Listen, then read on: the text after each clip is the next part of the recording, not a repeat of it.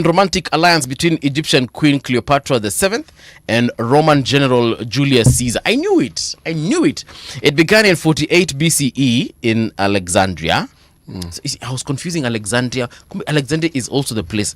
I was thinking Alexandria. By the way, it still exists even to date. Alexandria. Alexandria had the largest library in the world until it was attacked and they burned everything.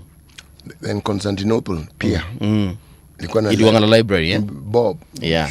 They wanted to delete history, man. So anyway, so they began in 48 BCE in Alexandria. Caesar helped Cleopatra reclaim her throne and she gave birth to their son, Caesarion, before Caesar was assassinated in Rome in 44 BCE. And then, of course, Cleopatra, his lover, died 14 years later in 30 BCE. Yeah. So apparently, you know how we say BC stands for before Christ? Well, it was changed to BCE, meaning before current era. That was something. What are they talking about? Current era, bro? No, they want to not make it about Christ, basically. Not make it about Jesus Christ. Historians, when you come up, na design, new way of whatever telling time. So BC before silikuwa tunasemanga 30 BC, that means 30 before Christ, 30 years before Christ. Ati tulikuwa tunasemaga. Mi bado nasema. Hata mimi nasemaga bado.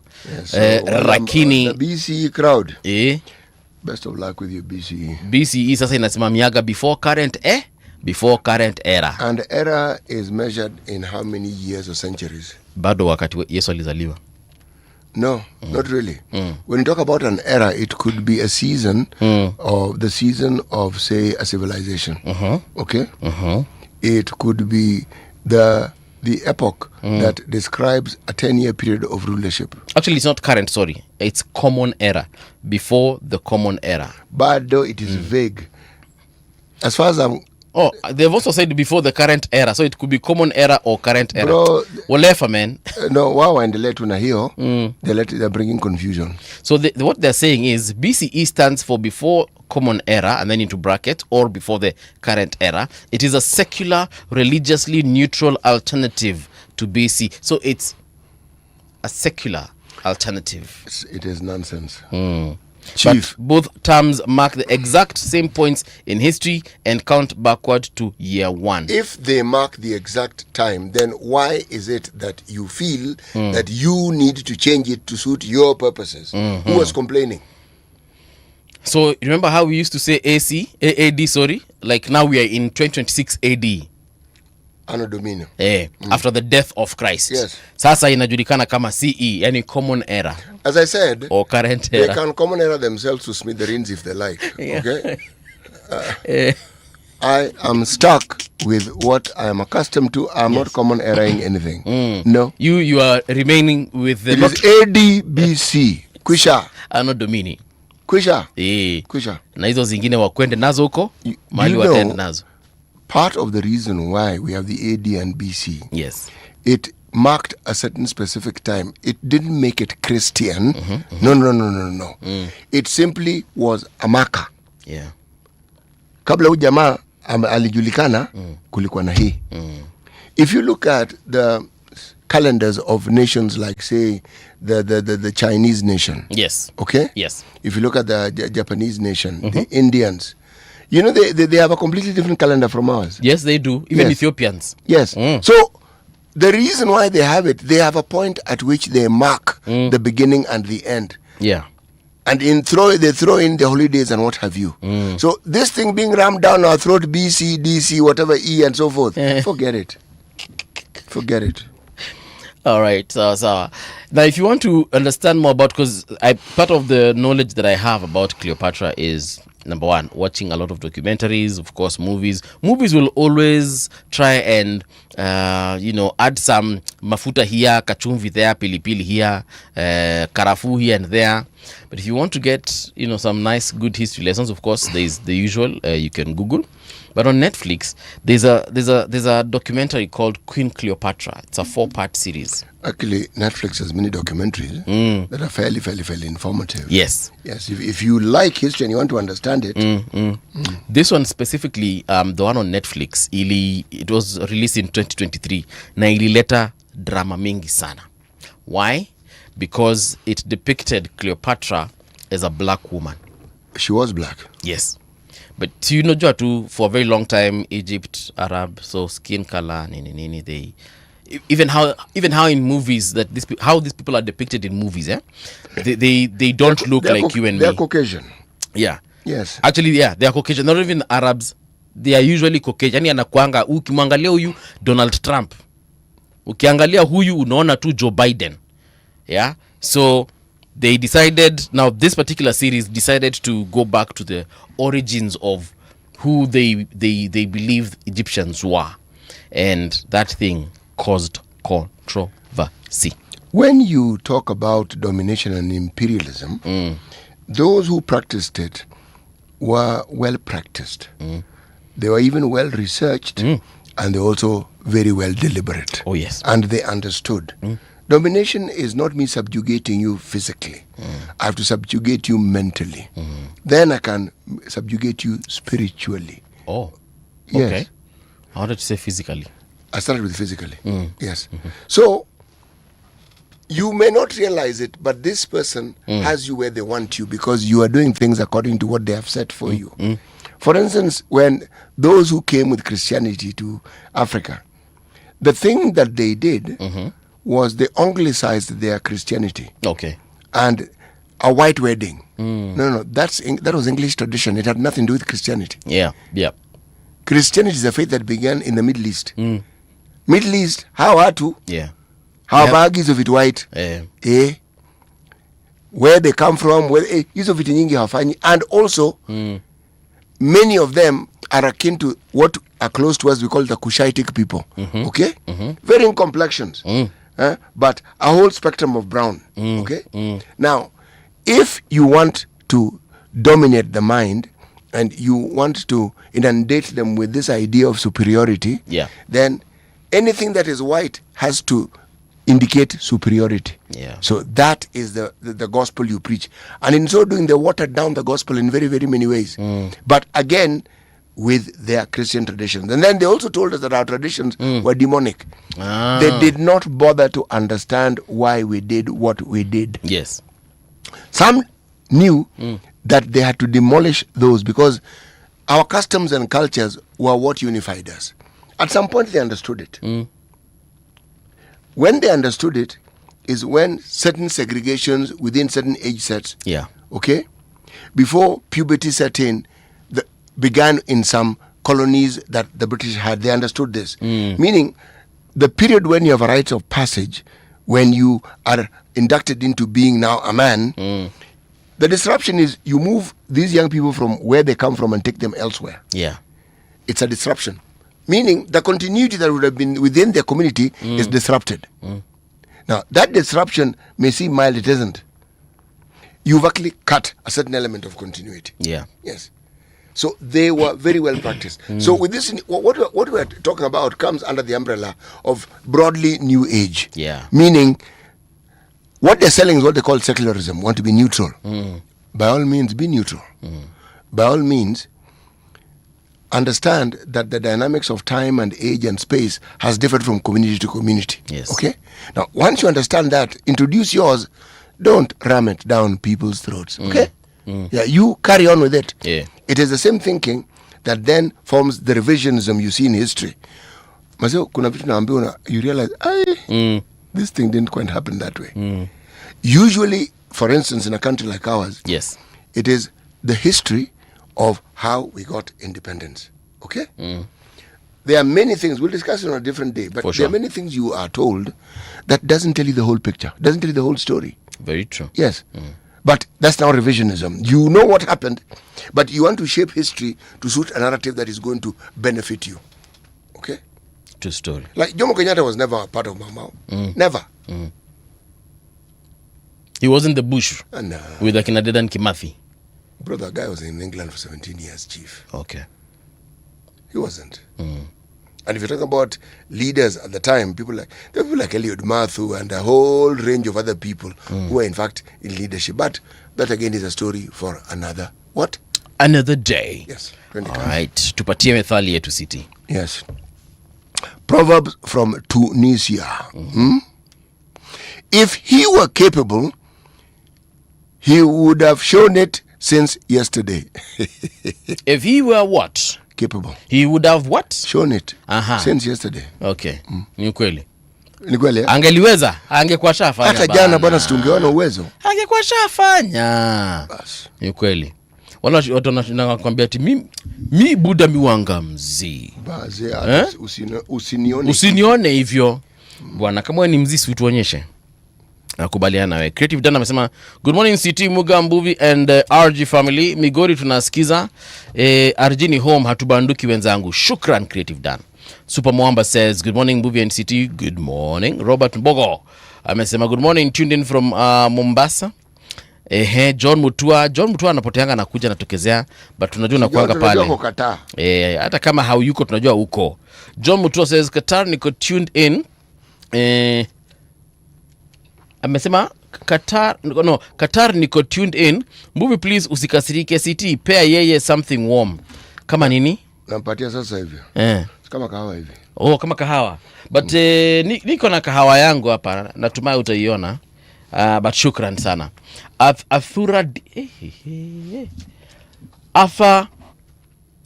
You know what? Let me just stick with Afa. Afa amesema nimeamka bila fare but grateful for gift of life. I'd like to be called for an interview and discuss about AI and public policy. Sina pesa lakini knowledge iko. Usijali Afa. Huku tulipishwa kufanya interview. So ile siku tutaka kuongea juu ya AI. Perhaps indeed shall reach out. Willis Juma amesema good morning City and Mbuvi. Well, good morning to you too, Willis Juma. All right, shukran. Let's get into this thing called radiogeneration.co.ke and see what is making headlines across the globe. We shall start with this story. Hizi ni gani tena? Kenya protests leave 138 dead, 1,227 injured in 6 years. Acha tuone. So the cost of protests in Kenya has been measured in more than arrests and clashes, with at least 138 people losing their lives and 1,227 others suffering injuries between 2020 and 2025, according to the Kenya Freedom Index. The report by Odipo Dev and Amnesty International Kenya also records 2,128 arrests during the 6-year period, painting a picture of demonstrations that have had serious consequences for both participants and people who were simply caught in the middle. The highest number of deaths was recorded in 2025 when 70 people died in incidents linked to protests. Now, this made the year the deadliest in the period covered by the index. 70 people, that is more than 50%. Those are very many people, by the way. Yeah. I mean, no one should die. Yeah. Let's check out the next one. Ini Orengo warns against attempts to block opposition rally in Homa Bay. Umesikia hii story? Umesikia one Mr. Peter Kaluma is the one who is on record as having talked about msikuji wa Mabe, but why do people say such crazy things? How do you as a member of parliament decide who should come to a county or not? How? I'm trying to look for an answer, because I'm sure there's an answer. It's just that maybe I am not the one who has it, because I'm not the one who said it. But I get what you mean. Of course, I know it. The thing is this, you are fomenting the sort of violence that often meets or often follows such statements. And when these things happen, you will be held liable, my friend. Yeah. This is where NCIC should be alert. People who say crazy things and then crazy things happened. Yeah. They must be called to explain. Yes. Waseme ni kwa nini ulikuwa unasema hivi? Yes. Ulisema kwa ajili gani? If nini the unajua ODM part section he belongs to have not been able to hold those rallies, shauri yao. Wapange rally zao. Kama hawataki rally, wapange town hall, or whatever it is that people do in this political space. Yeah. But telling people they shouldn't go, what you've done, you've actually energized people now to wonder why it is they should not come. Yeah. And you've energized even those who had no interest in attending that rally to now attend and ask, why are we being told that these people should not be here? You are actually giving them more airtime. Yeah. I mean, just like you, I don't understand why we would tell no one, people not to come to our town, our city. Mi nasemanga hivi, hii kitu kama inakwanga yako ni yako. Ni ka dem. Just like a woman. If she's yours, she's yours, or a man for that matter. If he's yours, he's yours. And if they are not yours, imagine they are not. It doesn't matter what you do. It doesn't matter whether you lock them in the house, where it doesn't matter whether you follow them like DCI.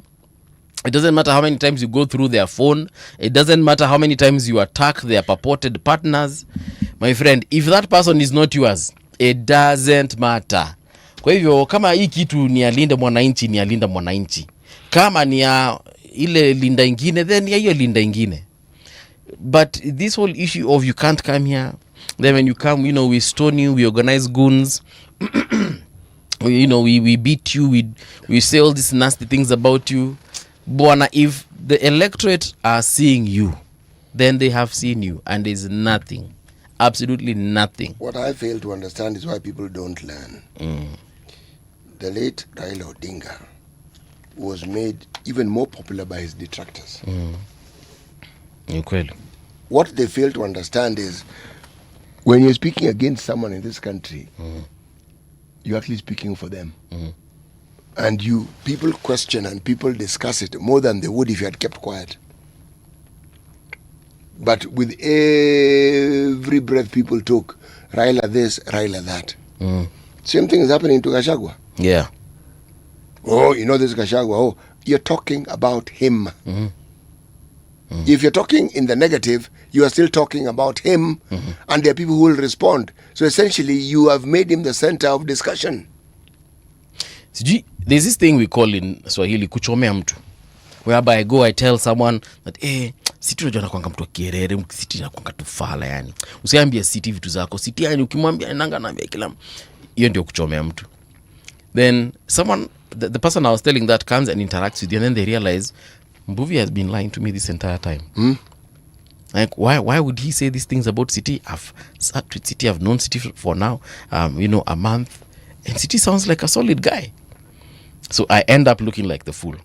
Unajichomea. Sasa, vitu zingine kama hizo ndizo zinafanyikanga hapa kwa siasa. Because you go out there and, you say all these things about these people, and you say how bad they are, and, then someone, gets to interact with them, and then they realize, The thing that I found interesting in these conversations we've been having, there's a host of individuals who seem very determined that they must attack Kalonzo Musyoka. And I'm thinking to myself, do you really understand what you are doing? This man has followers. They have chosen to follow him. Not he has chosen them to follow him. They have chosen. So when you insult this person, do you know you're insulting these people as well? Because they're wondering, wait a moment, why are you being so disrespectful towards our chosen leader? Okay?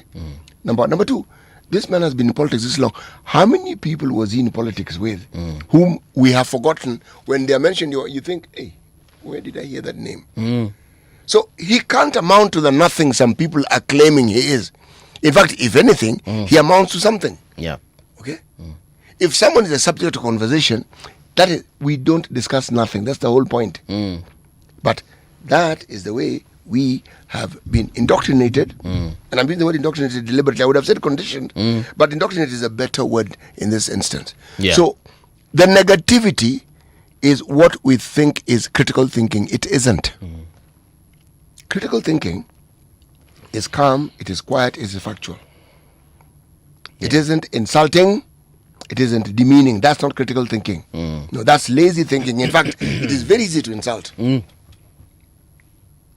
is very easy to come up with falsehoods. Very easy. Yeah. Looking for facts is hard. Yeah. Hapo ndio shida inakuanga. Yes, and looking for facts when they run afoul of your chosen view of things is even harder. True story. Ishungwa. Oh, not Ishungwa. SHA opens new review of 10 million plus NHIF claims. Okay. Healthcare facilities with large unpaid claims from the defunct National Hospital Insurance Fund have been placed under a new review by the Social Health Authority. Okay. This is checking claims worth 10 million and above before the government moves to the next stage of settling those particular debts. How many years later? This is when they want to now. So there's like a hospital somewhere that has a claim of several millions. They have never been paid. Paul, you can have as many millions as you want. I know that amidst all the things that we have heard about SHA, and amidst all the complaints ranging from the time when people spoke about the cost of whatever it was they were calling the equipment that would make SHA possible, the billions that it costs and everything that followed thereafter, the delays in payments, etc. The thing about NHIF, and it kept coming up in the news, just that we have short memories of these things. Yes. It was people notoriously claimed things they did not actually, we legitimately could not claim. Okay. Before NHIF was made public for the citizenry, it was civil servants who were predominantly in NHIF. Wait, there's a time I couldn't join, well, if I were alive at the time. No. There's a time I couldn't join NHIF. It came later. At the beginning, no, it was civil servants who mostly would join NHIF. People who were in paid employment, not necessarily civil servants, but if you're in paid employment, you could join NHIF. Then, yes. Yes. But in a time prior to that even, or in a time, in an intertwining time, yes, there were practices of certain doctors. You would find, for instance, a flow of doctors, a consortium, let's call it. Yes. There's a surgeon, there's a this, there's a that, the other. That companies would engage to have to look after their staff members. Yes, exactly. That at some point ran afoul because people would simply go and, again, in the typical Kenyan way of doing things, find ways of billing for things you didn't. Yeah, that still happens. NHIF, it was worse. Okay. Much worse. There are claims that if you talk to people in SHA, they will tell you this particular facility cannot make a claim of 2 million because it is a clinic. So they do not have hospital beds. They do not perform surgeries. They don't even dispense medicine. Dispensing medicine, they may do. They may even have a small lab. But there is nothing in their activities that can warrant 1 million. And yet you will find they're claiming 5-6 million. Now, when they're not paid, why have we not been paid? Again, it is that same issue of government not coming up to explain this is how we determine what we should pay and how we should pay. So I guess that's why they have this vetting thing going on. Because now they have to understand, City has got a dispensary, okay, fine. What does it treat? How many customers, or rather patients, does it treat in a day? First of all, you go to the Kenya Medical Practitioners Council. Unaangalia registration. License. Yes. Registration. What is this place registered as? Okay. It's a dentistry. Okay. So, do they, when they admit people, what are they admitting them for? Is it a tooth that has grown on someone's forehead? I mean, what is it? You start from there, then you move along. And there are things which will become obvious to you. This claim is justified and we should pay. Okay. They'll tell you this one, heck, even next year we're not paying this thing. There's absolutely no way. Come rain, come sunshine. Yes. Because if it is a level 3 hospital, and there are radiotherapy charges. At what?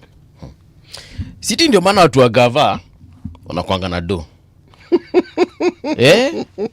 Ndio maana watu wa gava because someone will just, maybe I work at SHA and I'm saying, man, we have, these billions that we can be paying. Me, I just call up my cousin and I tell him, yo, cousin. A lot of my cousins wanaitwa Mungala. Nawaambia Mungala, fungua ka clinic hapo na uanzange kubill the X amount of money monthly between this month, this much, this much. And then unamuonyesha the perimeters.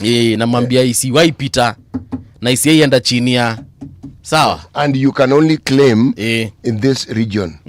Usilete MRI uwezi hiyo nayo utakuwa umechoma. Yes, na itafungwa hiyo kitu yako. So don't be greedy. Just you do what we've agreed. Siti unaonanga mtu huko banze anatoka. Unaona mtu anafanya kazi serikali, but my friend, the life is living. Ukienda huko Githurai anakuonesha maplot yamejenga huko. The guy has got an entire skyscraper or even several. But unasikianga mshahara yake monthly ikienda sana 85k and you're like, hey guys, 85k can stretch this much, eh? Guys, and that is after tax. So he's living a fairly good life in terms of how much money he is paid. But you look at the houses he has built and you're like, hey my friend, what does your wife do again? No, my wife just akona kabotik pale tunauzanga nguo za kutoka Vietnam. And you're like, hey, Vietnam, eh? Even me, I want to open this Vietnam business because I also want to own several stories. Anyway, let's check out the traffic. Wrap yourself in the sound of slow. No, we don't want to wrap ourselves in the sound of slow. We actually want to do something called what? Called traffic. I hope it's this one. Traffic on Radio Generation. Okay. Traffic has come and it has gone. But what I can tell you for sure is that Ngong Road is looking good. Mahali panaitwa Haile Selassie pia inakaa sawa sawa. If you're coming from those sides of Dederu, hata huko pia kuna songa vizuri tena sana. So Waiyaki is looking fantastico. Lower Kabete also no complaints. And then the place that usually has traffic, that is Muthaiga. Today it's absolutely empty. Well, it's not really empty, but there is just a small stretch of red. So that, let me just refresh to ensure that I am not seeing things. Yes, I am definitely not seeing things. Today there is no traffic on Thika Superhighway. I mean, there's traffic, it's moving. So mko tu sawa. If you're stretching it all the way coming from Thika, munasoga vizuri tena sana. Checking out this place called Mombasa. Watu kutoka kule Mtwapa kule, kama unaelekea not mainland, you already ni mainland. So ukiwa Mtwapa pale unaelekea Mombasa Island, iko tu sawa hiyo barabara yote ambaye inapita kule Bamburi. Mkini Bamburi kweli? Let me just confirm. Is this? No, this is not Bamburi. Yeah. No, wait. Yes, there's a road called Bamburi here. Yeah, watu huko Mtopanga kule. Hiyo barabara yote naona iko sawa. Ukipitia kwenye beach kule, ufike Nyali kule, hiyo barabara yote iko nywe. Sitimono wancheka sivyo? Well, I can actually visualize the road. Oh. That's why I'm laughing. In Coast, where did you live exactly? Like which area? Which neighborhood? Mwanzo, when I was a child, my parents lived in a place called Kizingo. Okay. Kizingo predominantly were people who either worked for the railways, worked for the municipality, or were civil servants. It was nilikuwa ni area ya nini ya wafanyikazi wa serikali. Ndio hiyo sasa. DC alikuwa naishi hapo, PC alikuwa naishi in that same region. Then later on, I lived in a place called Mikindani. Mikindani? Yes. Nimesikia Mikindani? Mikindani nimekusikia huko. Lakini sijaje kufika. So ulipokuwa mwalimu uliishi Mikindani? Nilipokuwa mwalimu mwanzo nilikuwa naishi katika nyumba ya shule. I used to work at Star of the Sea then, at the house. Yes. And then later on when I left, I moved to Mikindani. Yes. Star of the Sea nasikia wao pia wana performingi vizuri tena sana katika mitihani ya kitaifa. They used to do very well. Very, very well indeed. I hope they still do. There was a headmistress who was very forward looking. And I remember it was a girls' school. Yeah. She started the Form 6s and she decided that we will teach these young ladies sciences. Very many young ladies managed to go to university to do sciences. Okay. Even a few doctors emerged from that. Nice. Yes, over time. They are doing root canals and operating people and opening up and okay, good stuff. Teaching people. Yes, it's a good thing. In fact, one of those students was a deputy, I think, CEO at IBC. Oh. Yes. Someone you taught? Someone I taught, yes. She's retired now. Nimenoma city. Mimi watu nimeifunza. There's a time I used to teach at Langata prison. You see, you had to choose a prison, sindio? There's a friend of mine, neighbor actually. Yeah. She started a non-profit to give back to the community, and part of our work was just to reach out to prisons. And I joined this organization of hers, and I was posted to there's a kanitaka nini to prison, to a short-term prison. It is just behind Weston Hotel. Remand. Yes, behind West, but it's actually a prison. Like you can be sentenced there for several months or even maybe a year or two. They are called remand. Okay, sawa. Yeah. Sasa, hapo is where I went, and I used to teach chemistry, physics, mathematics, and biology. Basically science subjects. Good for you. I taught there for a year. In fact, the immediate former CEO of the Ethics and Anti-Corruption Commission was my student at Technical High School. Good for you, man. Look at you. Naketi hapa kumbe unaongelesha watu ulifunza. Singapore fantasies on the front page of the Standard newspaper, eh? And we can see a photo of President Tutu here. And what are they saying? In the background, actually, I think is a photo of Singapore. But wanasema hivi, the Singapore dream is colliding with Kenya's harsh economic reality as President William Ruto unveils yet another grand development blueprint, shifting from better to Vision 2060. Experts warn the country is chasing a mirage while household incomes shrink, inequality deepens, and basic services lag behind. Who are these experts? Okay. Let me finish the sentence. Maybe they've been mentioned somewhere here. The government is betting billions on mega infrastructure, but the architects of the Singapore plan say the real game changers are money in people's pockets, quality education, healthcare, nutrition, clean water, and sanitation, with Kenya needing a staggering 40-fold rise in income per person to match Singapore. Experts ask, is Ruto... These experts ask, is Ruto building a first world future or simply moving the goalposts again? So 40-fold. Assuming someone is making 1,000 today, they mean that they need you to make 40,000 for you to actually start realizing this dream. Yes. Someone who's making 10,000 needs to start making 400,000. You see, what the per capita of Singapore is now is not what it always was. It grew over time. When you have a development plan or you have a blueprint for a long-term plan, like Vision 2030, it is aspirational. And every season it is measured and the progress is measured. And there's a progress report. For Vision 2030, there's a progress report beginning 2008, and I think the last one was in 2023. Okay. It's just that we don't have a culture of reading, so we never read these things. Yesterday, we spoke about the achievements thus far, and we looked at the pillars, and we looked at where we are at in terms of percentages. The blueprint is necessary because it is the framework within which you can judge a government's performance and you can determine where it is the government is going. But what is significant is that at the time this was being created, we didn't have the 2010 Constitution. So the key element and fundamental aspect of public participation was not at the fore. Yes. Now it has to be. Just like when we were creating the new Constitution, we spent a great deal of time finding out what people thought about the Constitution and what they felt needed changing. Yes. When it comes to something like a long-term development plan, the views of the citizenry need to be considered, not over a month, not over 2 months, over a period of time. So that all the 47 counties are represented in terms of what they think and what they want, because the priorities will be different. True. Okay? So when you talk of the development plan, you will be including and encompassing what you have been told. Yeah. So it will be a people's development plan. So when you talk about a long-term plan, the people will say, we participated in this plan and we aired our views. That one, there is no law that required any such activity. Yeah. Okay?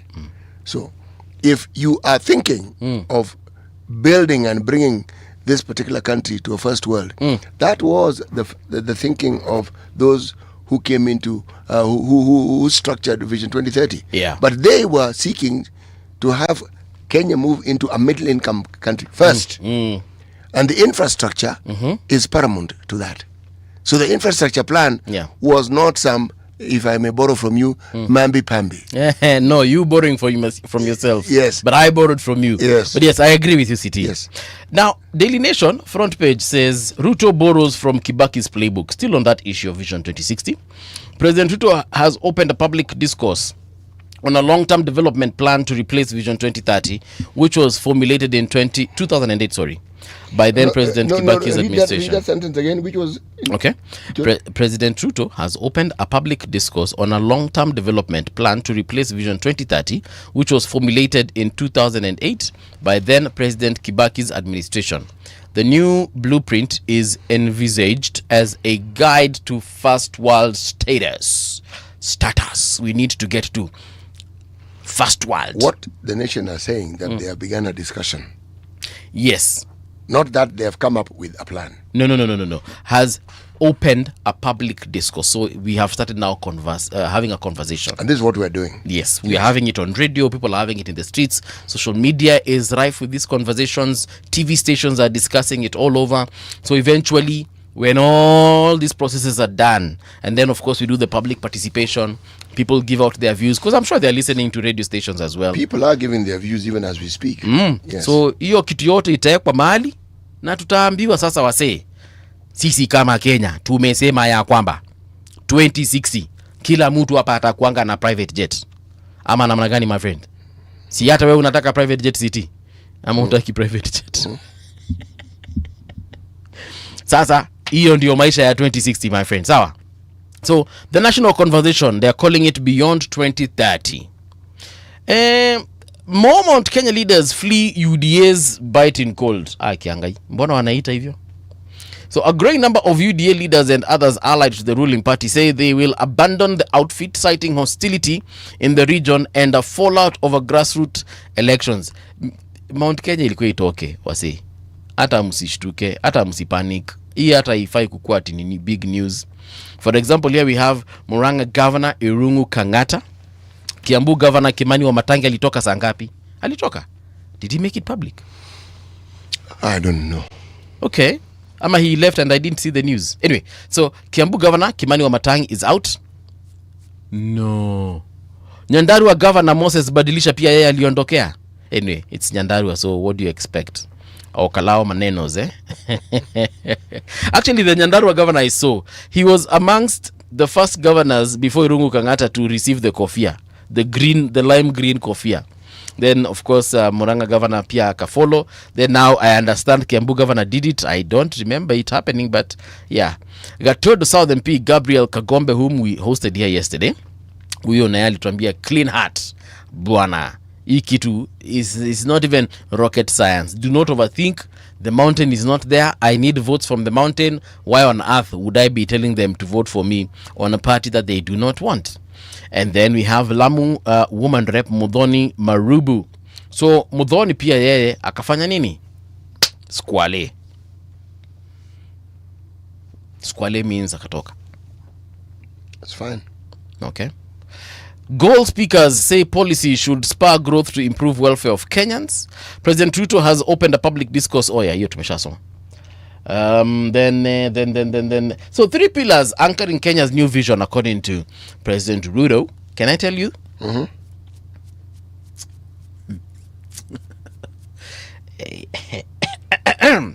3 pillars anchoring Kenya's new vision. Number 1, agricultural transformation. Umesikia? Increasing productivity through large-scale investments in irrigation, extension services, and strengthening research. Hapo kwa research, we are together 150%. But this country does so much research as far as the agriculture sector is concerned.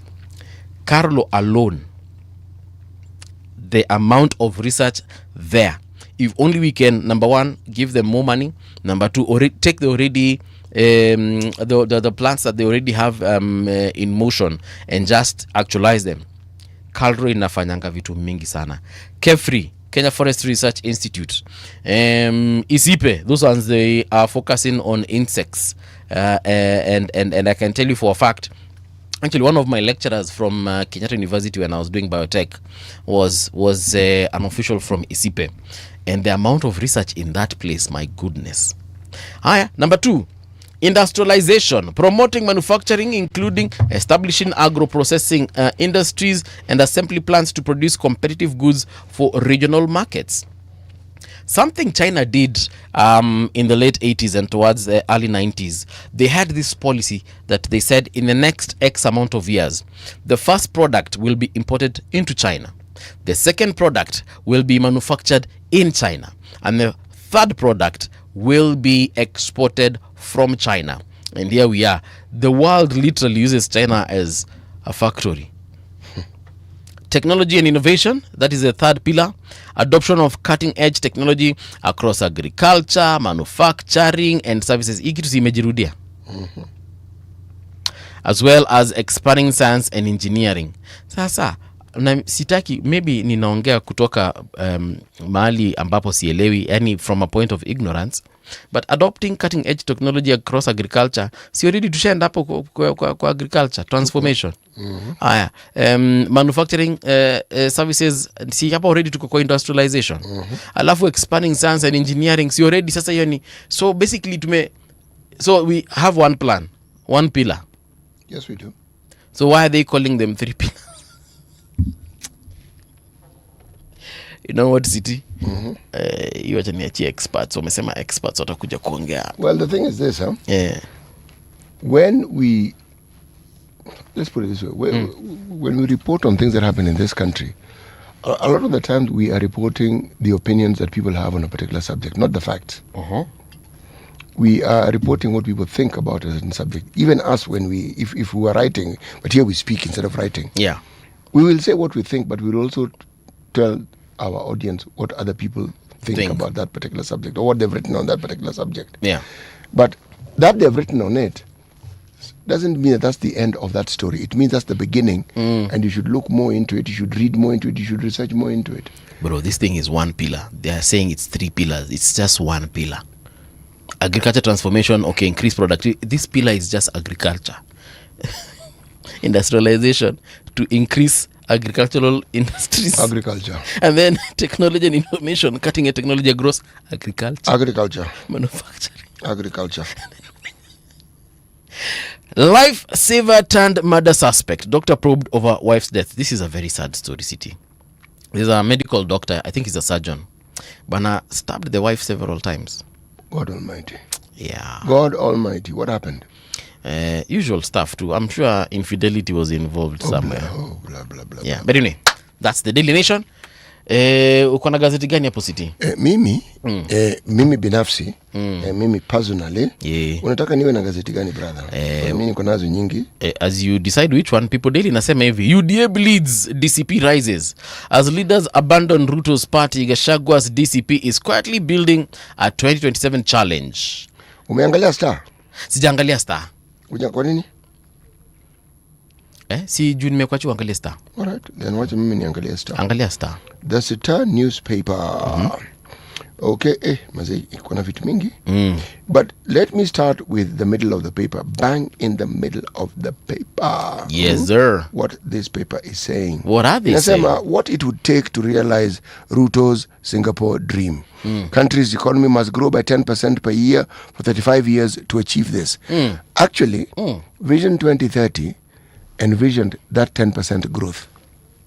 So this journey to Singapore didn't start now. Yeah. It started then. We just never quite got to it. It has to be consistent. It's not, if you get it in 1 year, that's enough. It must be this year, then the following year, then the following year, and then it starts moving. Then you know we are growing at a pace that can get us to be that industrialized country. Because Singapore is just the metaphor that we use, but it is meaning, how do we get to be an industrialized country? Yeah. That's really the story. How do we become an industrialized country? Okay. And the earlier article that was written regarding the household and what the household should have, Professor Ogola pointed it out. Yes. we ought to be measuring that index that refers to the household, not necessarily just the price of goods. Because the household and everything it consumes entails more things than just the price of unga. Because you're talking about what they do on average, an average Kenyan family. What do they need to make their lives possible? Food is just one, probably the most important, but the other things. Yeah. Now, when you consider that and you look at the impact, Yes. he talked about an impact assessment. That impact is what we need to measure. That, yes. Are our people feeling a positive or a negative impact?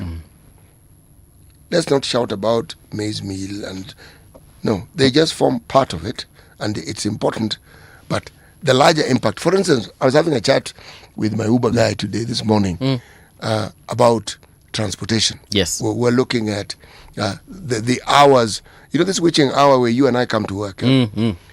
There are people who wait for public transport at that particular hour. Yes, they do. And we're saying, this discussion began, if people had an opportunity to travel differently, what would they do? I said, actually, let's start from the very beginning. This fare from my official residence to my place of work is 350 shillings by Uber. If somebody took a bus from where I live to the middle of town, because there's no direct bus to this place, it would probably cost them 50 shillings. To come to where I work, it may be another 50 or another 100. But they will have saved 200 shillings. So to them, they'd rather take the bus. Okay. And at that hour, the bus is not full. Okay? But if they were able to, it would be easier and more comfortable for them to be in an Uber because it is there, you're by yourself, or if you're taking your children to school, Yes. it is a completely different setup.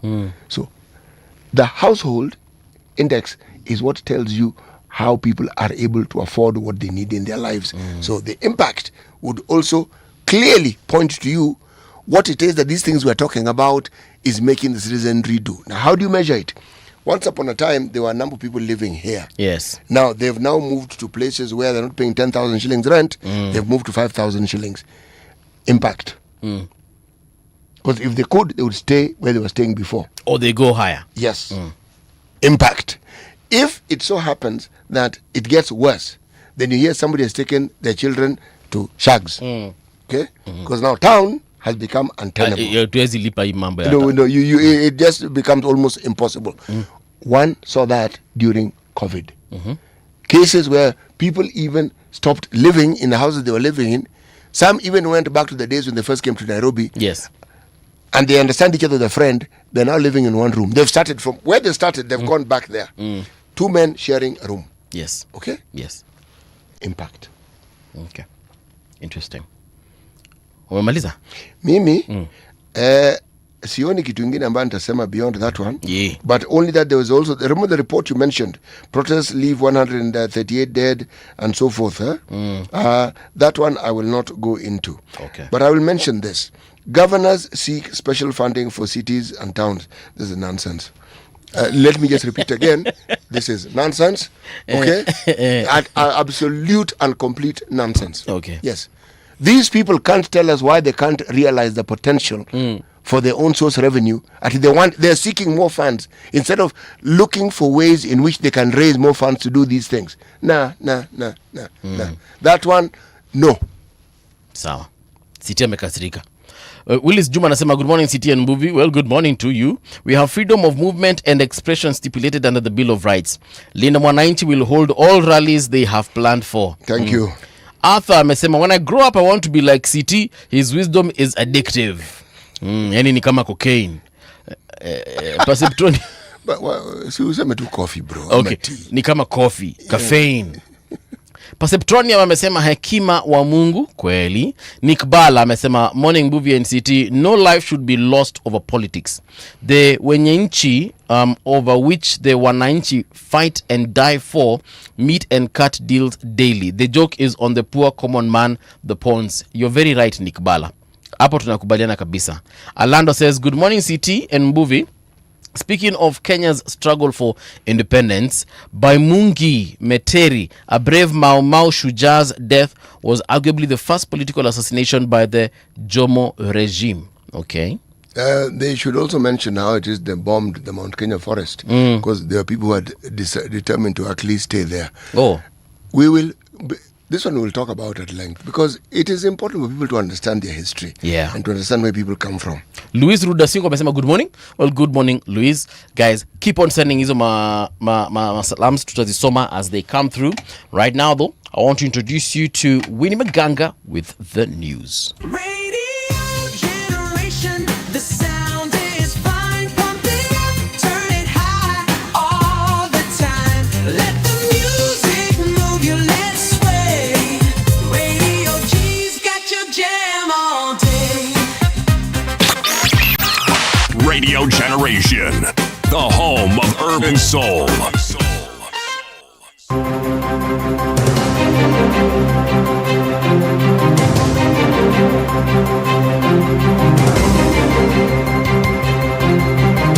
This is the Radio Generation News. Good morning, I'm Winnie Maganga. Inspector General of Police Douglas Kanja's ordered the interdiction of police officers on duty whenever a suspect dies in police custody. Kanja says the officer handling the occurrence book, cell sentry and duty officer will be held accountable as investigations continue. The police IG expressed concern over rising cases of deaths in police custody and warned police commanders against failing to act on misconduct. The OB recorder, the cell sentry, and the duty officer, those officers must be interdicted immediately, pending investigation of whatever happened. Let every commander, every line manager get to account for the officers at all times. You must account for the equipments that are held by your officers for the discharge of the duty. Crime going up in your areas of responsibility. You as a commander, you'll be the first one to be questioned. For us, this is a warning against careless command. Elvis Opio, the prime suspect in the March 2026 acid attack on Mary Claire Ocheng, has died. Opio was found dead in his rented apartment at Amani Court in Umoja 2, Nairobi, 2 days after traveling from his rural home to the city, following a summon by his former employer, the National Intelligence Service. A post-mortem examination found that he died after ingesting poison, while a police report has clarified the death as a suspected suicide. The National Health Authority has begun verifying pending claims inherited from the defunct National Hospital Insurance Fund, targeting claims worth 10 million shillings and above. The exercise comes ahead of the planned payments in the 2026-2027 financial year. SHA has asked healthcare providers with affected claims to check the verification schedule and prepare the required documents.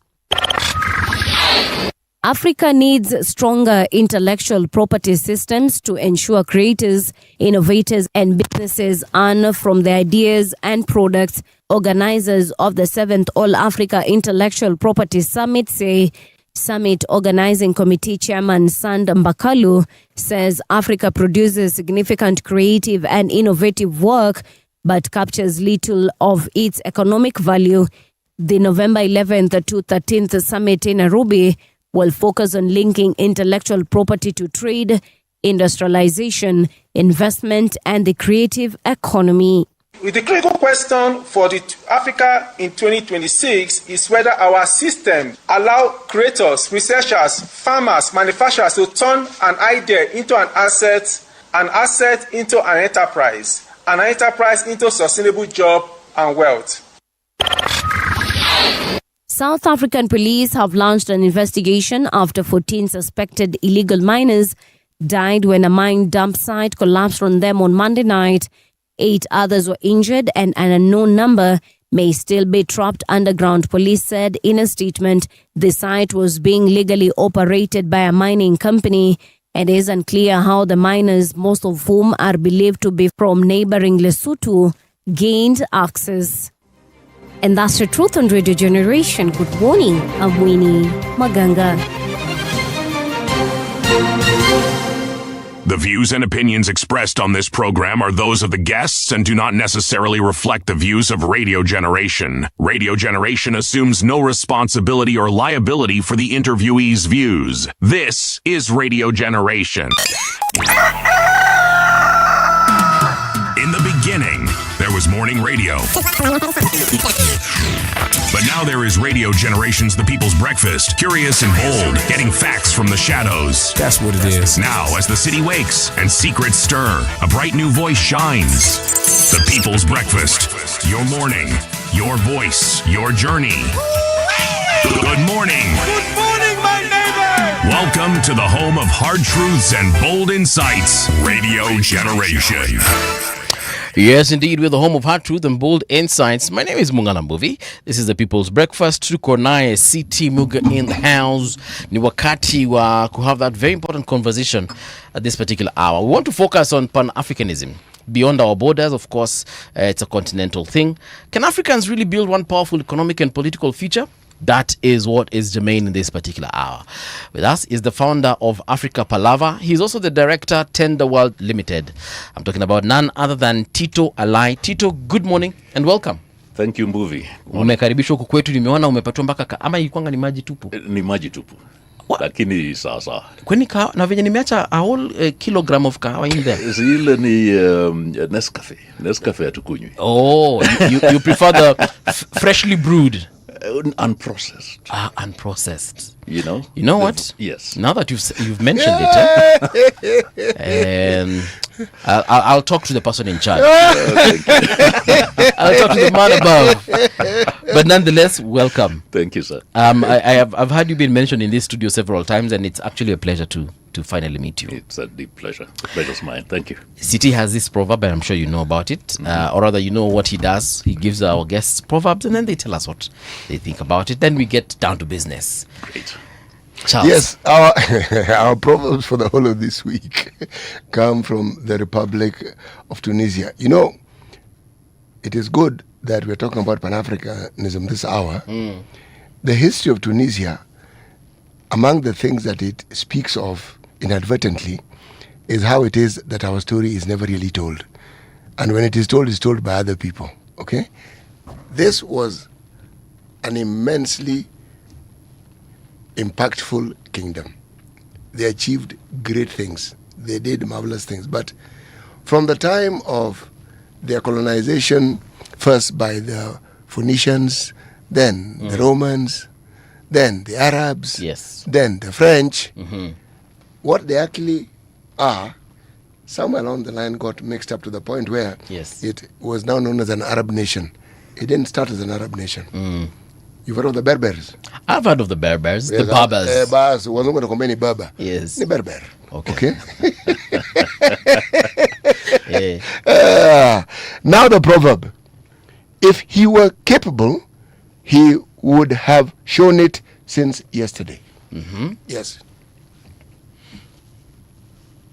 If you were capable, He would have shown it since yesterday. since yesterday. Yes. Yeah, I think that's self-evident. I can't argue with that. Yes. In the sense that Tita, I'm glad you're continuing. I thought you were ending. I was going to tell you you're not getting away with that one.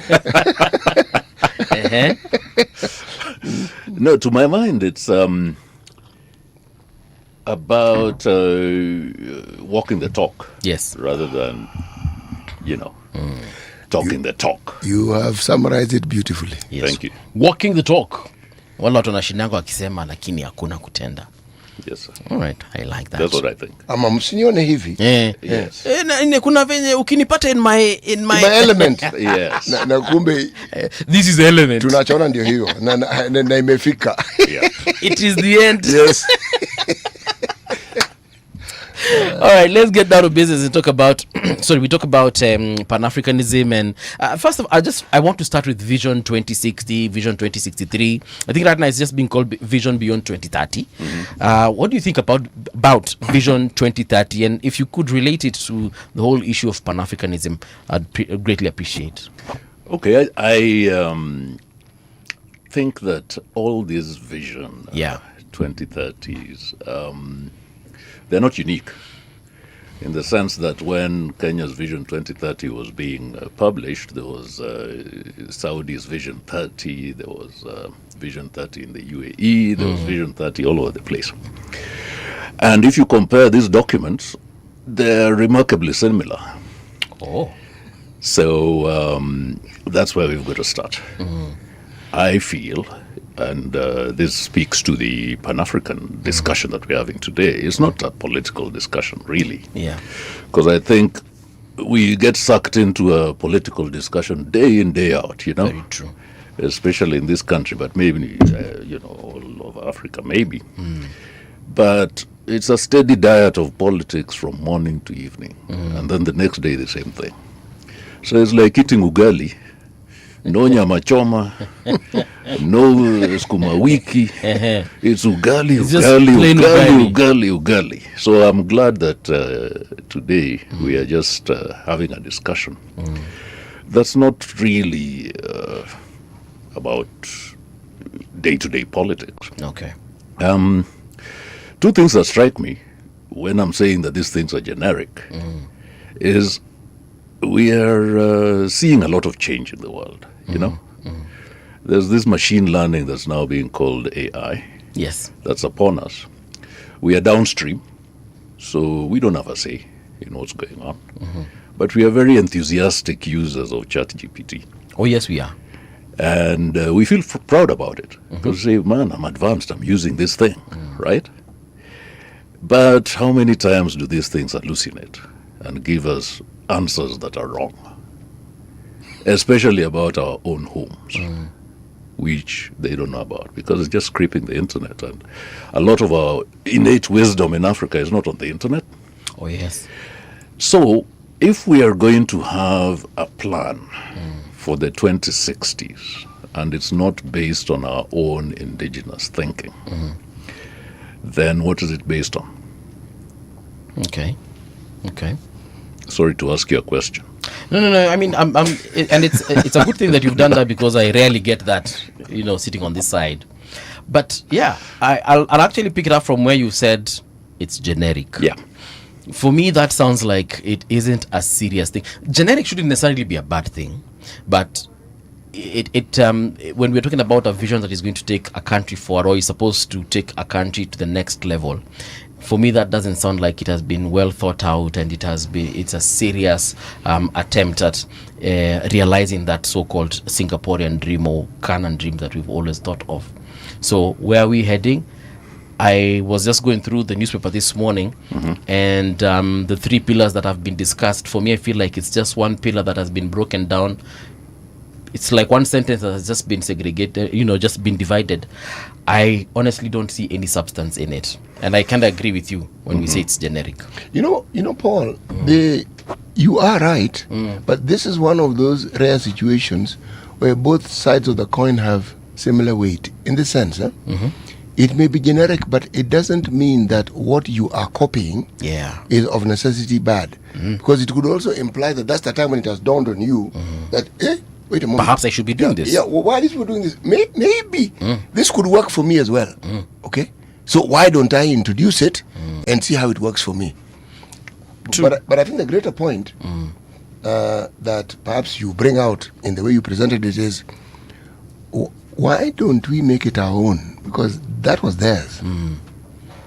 Why don't we look at what they've done, re-engineer it to suit our purposes, or help it spur our thinking so that we can now look at ourselves in a completely different light and ask, what would really work for us?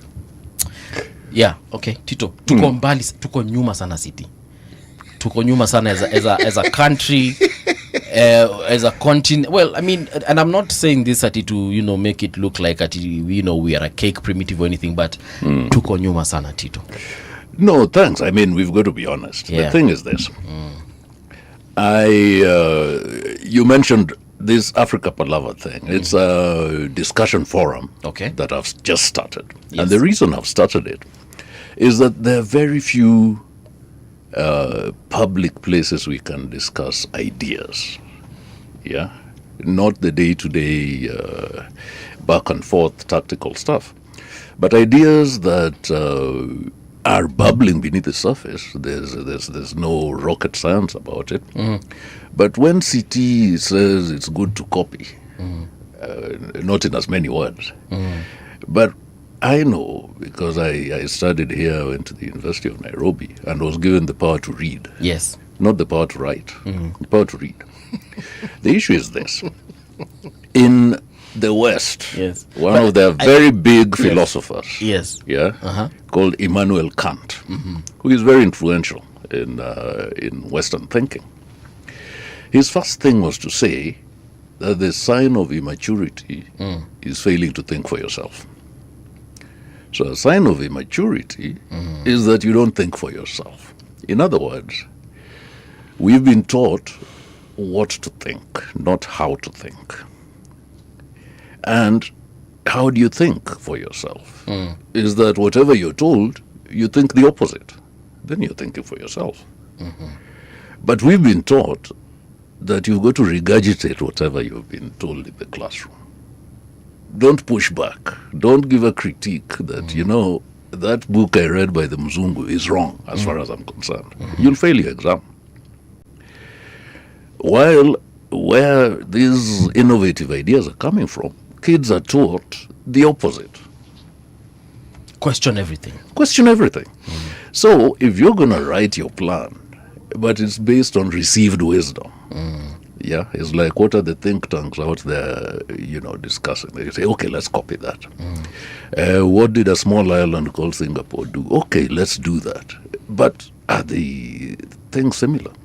I think, really, let's not be overcritical of ourselves. I agree. But sometimes because of the way we tell our stories, we underestimate the success of African innovation, African ideas, some of these things that just because we are not aware that it's actually Africans who conceived of them, we downplay the contribution that we as an African people have made, even to global knowledge, right?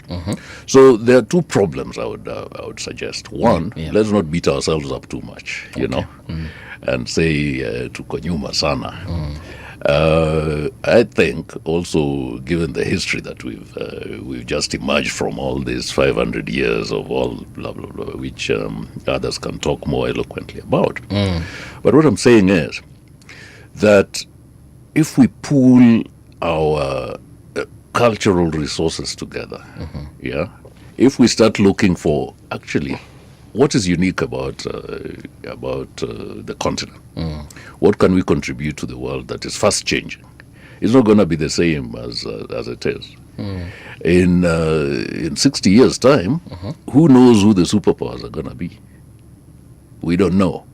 But are we going to wait, or are we going to have some agency and say, if there are going to be superpowers in 60 years, we want to be one of them as a bloc? So isn't that the sort of thinking that we need to be debating? I would suggest that it is. I agree. You know, the point you make, Tito, is valid.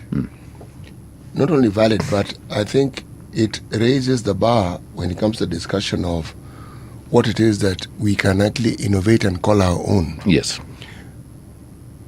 What you referred to as, with reference to my saying copying, that isn't correct. One shouldn't actually copy. If I came out as saying copying, then I am wrong. One shouldn't actually copy. One should learn from. Why I say learn from, when people talk about standing on the shoulders of giants, when people talk about understanding the dynamics of why people got to where they are, it is so that, one, if you can ignite something that can work better for you, then we are now talking about the concept of reinventing the wheel. See, because of this globalization that we have, someone like Tito, who has an advantage of having worked in as many countries as you can count on these fingers that we have, his exposure is very different from the vast majority of people who live on this continent. Because most people have, now that we have universities almost everywhere, we are guaranteeing that there will be people who never leave the county of their birth. Unless something very untoward happens and they have to move. Like a flood. Yes. Forget flood, something much worse. Because flood can happen in one part of the county, they just move to another part of the county. Okay. To understand it, it's a concept that you find in Canada, it's a concept you find in America. People who've actually never moved out of the regions of their states because they have no need to. They're educated there, they've got a job there. They've married there. If they want to go to a game park, there's a game park in their county. Whatever they think they need, they have within that particular space. But what we're speaking of is the advantage that you glean from colonization, so that you don't perpetually live in the past. And you say, okay, this is how these fellows went about this thing. All right. Let's understand their thinking, not their deeds, their thinking.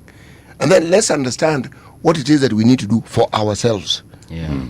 Because they've already influenced us. The language we're now speaking is theirs. We make it so that it is to our advantage. You see, when you speak someone's language, you have the advantage of understanding how they think. The mistake they made was never really understanding us fully and never comprehending or even bothering to find the significance of our languages. That's their loss. It isn't ours. Okay? But when you think about what it is that we actually are, in my mind, that is where you start asking, what else can we build on this thing that makes us who we are? This very, very, very, very, very thing.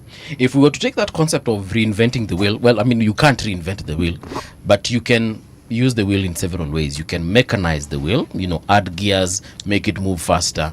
You can add several wheels. You can even now add fuel to this engine, and then now the wheel moves even faster.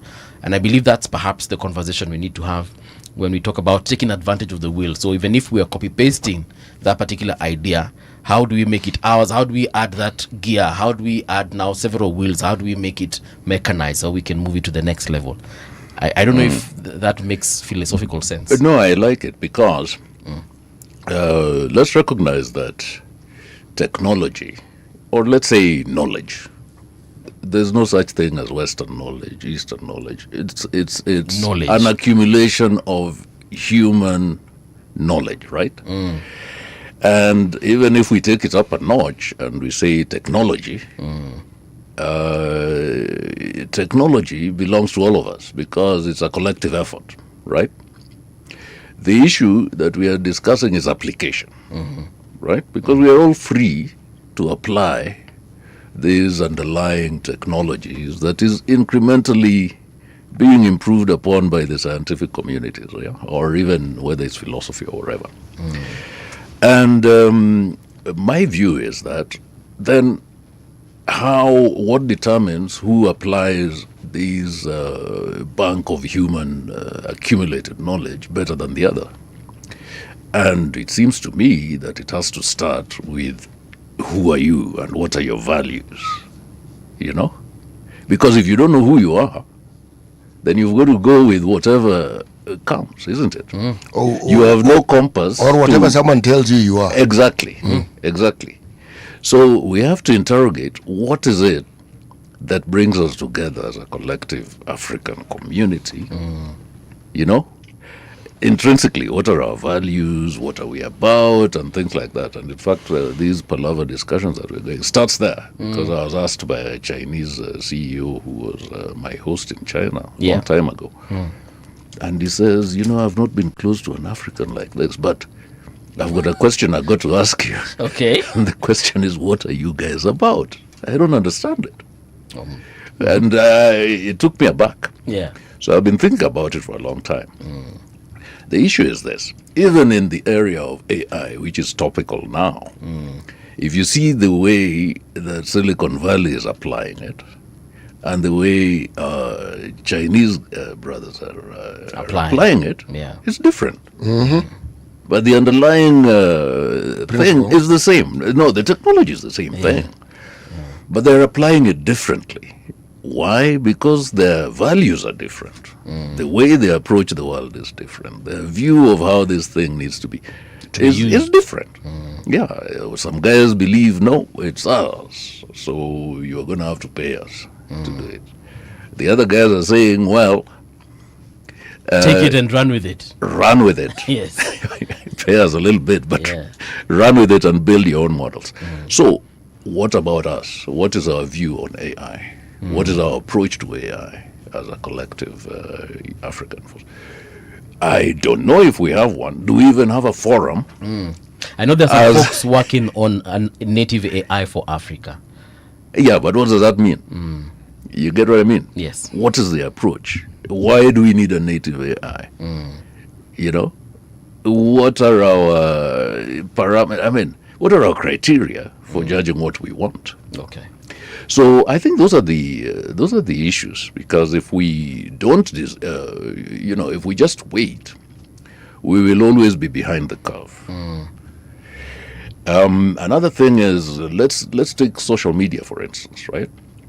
Which is another discussion. So we, being people who have been convinced that it is a good thing to be consumers, you know, we judge ourselves and we judge our success not by how much we produce, but how much we consume. So to judge a successful guy in Africa, you judge him by the size of car he drives, the size of house, he The lives neighborhood. in, all this stuff, what he consumes. Yeah? Regardless of whether he can maintain it, whether he knows how it works, whether, whether he's produced zero, but he's successful somehow because he's consuming more Yeah. than, His neighbor. thousands or millions of everybody else. Because he's consuming more than you, he's more successful than you. Essentially, he's a conspicuous consumer.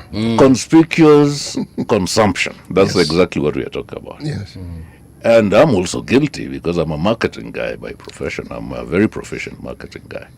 But we build all these subliminal messages into your thing that it's good for you to consume stuff that is actually bad for you sometimes.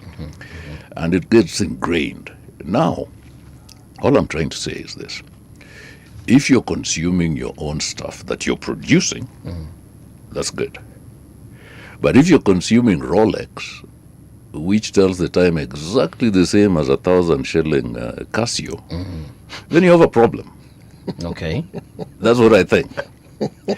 So I think that, it's so multi-layered. But at the end of the day, we've got to ask ourselves, what are we bringing to the table? How are we different from other societies? What can we do that makes us catch up?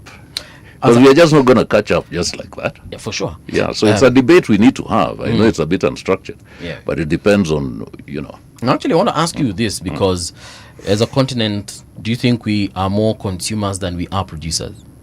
evidently. Evidently, yes. Yes. Because what do we produce? Apart from agricultural Nah, products? people. We produce people. Okay. Humans. Yes. Yeah. when Perhaps. when you have a young nation, when you're considered a young nation, Yeah. it, Nikuzana mumezana. it tells you what you produce. We have very many young people. Yes. Yes. So Okay. that one we produce. We do a fairly good job of it.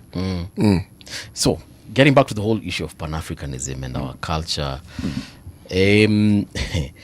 using that now as our point of conversation, Yeah.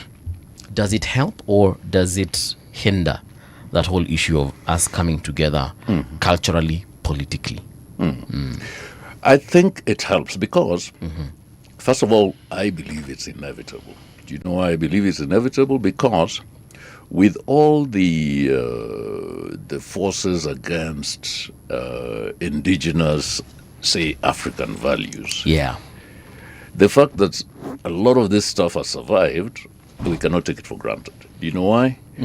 If you compare the fate of the African population to the fate of other populations in other places that were colonized, Yeah. let's say what the Muzungus call the New World. So, America, the indigenous guys were, to all intents and purposes, wiped out Decimated. completely. It's not that they didn't exist, but they were wiped out. Australia, they almost. New Zealand, Same thing. almost, right? The methods that these guys were using, do you think they were so different as to whatever they were trying to perpetrate in Africa? No. They were not. So why did we survive and the other guys didn't? We're resilient. I think so. Yeah. So we've got to thank our ancestors and say, despite all this character assassination that these guys did nothing, what, we were enslaved and all, that resilience and resourcefulness to be able to subvert all these things is something that we give them thanks to, because we wouldn't exist without them, right? Without that. I've never thought of it that way. Yeah, So that's one. But go ahead, Tito. Yes. The second thing is, right now we are speaking English, Yes, we are. but it's not the only language we speak. No. So per capita, Africa has the richest cultural resources in the world, because we have the largest number of languages, and language is just a surrogate for a view of the world, isn't it? Yes. If something doesn't exist in your language, it doesn't exist. For instance, this color doesn't exist in my language. Okay. I don't know if it exists in Kiswahili. No. It's a strange color, right? So if I'm presented with such a brand, Yes. I don't know how to describe it. But if it were primary red, and I'm telling somebody, if you want to find radio generation, you'll find a sign that is this color. Turn in there. So you guys are giving us hell, in the sense that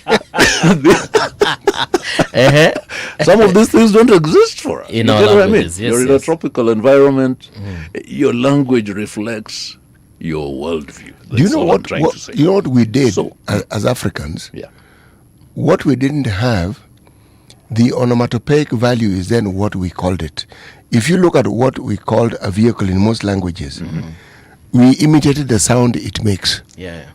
Yeah. Like, why is it called a piki piki? It's the sound. That, yes. So, because we didn't have it. Even tuk tuk tuk tuk tuk Yeah, tuk tuk tuk tuk. that is precisely it. Yeah. Okay? Okay. But that's very important because you understand what you're talking about. Yes. You get what I mean? Yes. So even if you create a word to describe a new thing that has arrived, if it's in your language, you understand it. You do. You really do understand it. Yes. It's something So- that relates to easily. Yeah. So it's very important that we revisit these things of language policies. This multiplicity of languages, of orientations, it's a great thing. Yeah. We talked about generic stuff in the earlier discussion. Another thing about generic is that we know that in an English-speaking world, Yeah. there's this move towards having a one view kind of thing. It's a homogenized thing where everybody's pointing in the same direction. Yeah. Is that natural African view of the world?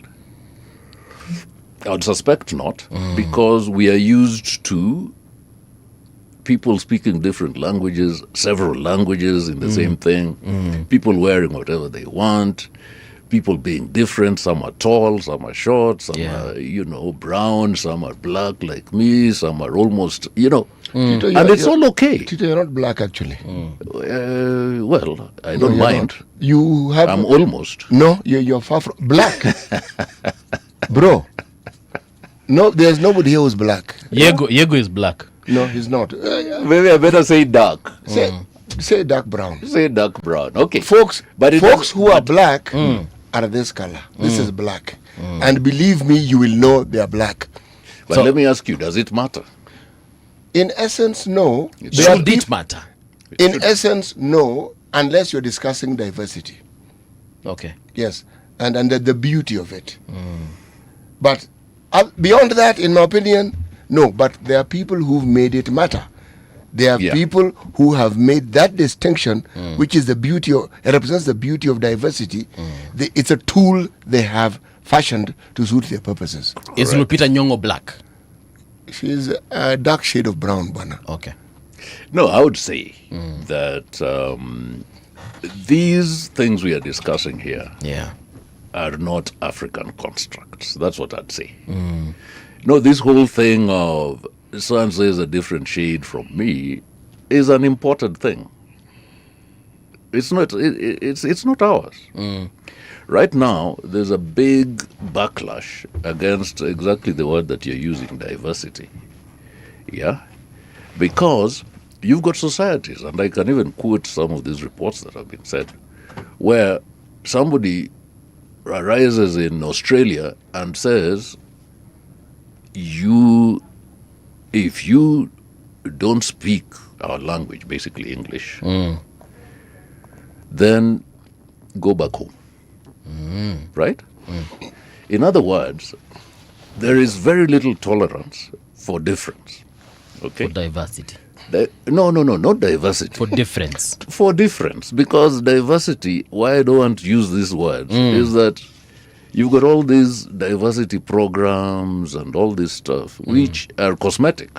Because at the end of the day, you, let's say you go to the UK. Right now, there's a big backlash because they're saying too many immigrants are coming and they don't speak our language. Yeah. Big problem. Or, I mean, maybe... It is being made to be a problem. It's being made to be a problem. Yes. And I'm saying, for Africans, is it a problem that somebody has come in, he doesn't speak your language and all that? Does that mean we look at them differently from the rest of us? That's not an innate No, it African- is not. It is not. It is actually not. If we do, it is something we've learnt.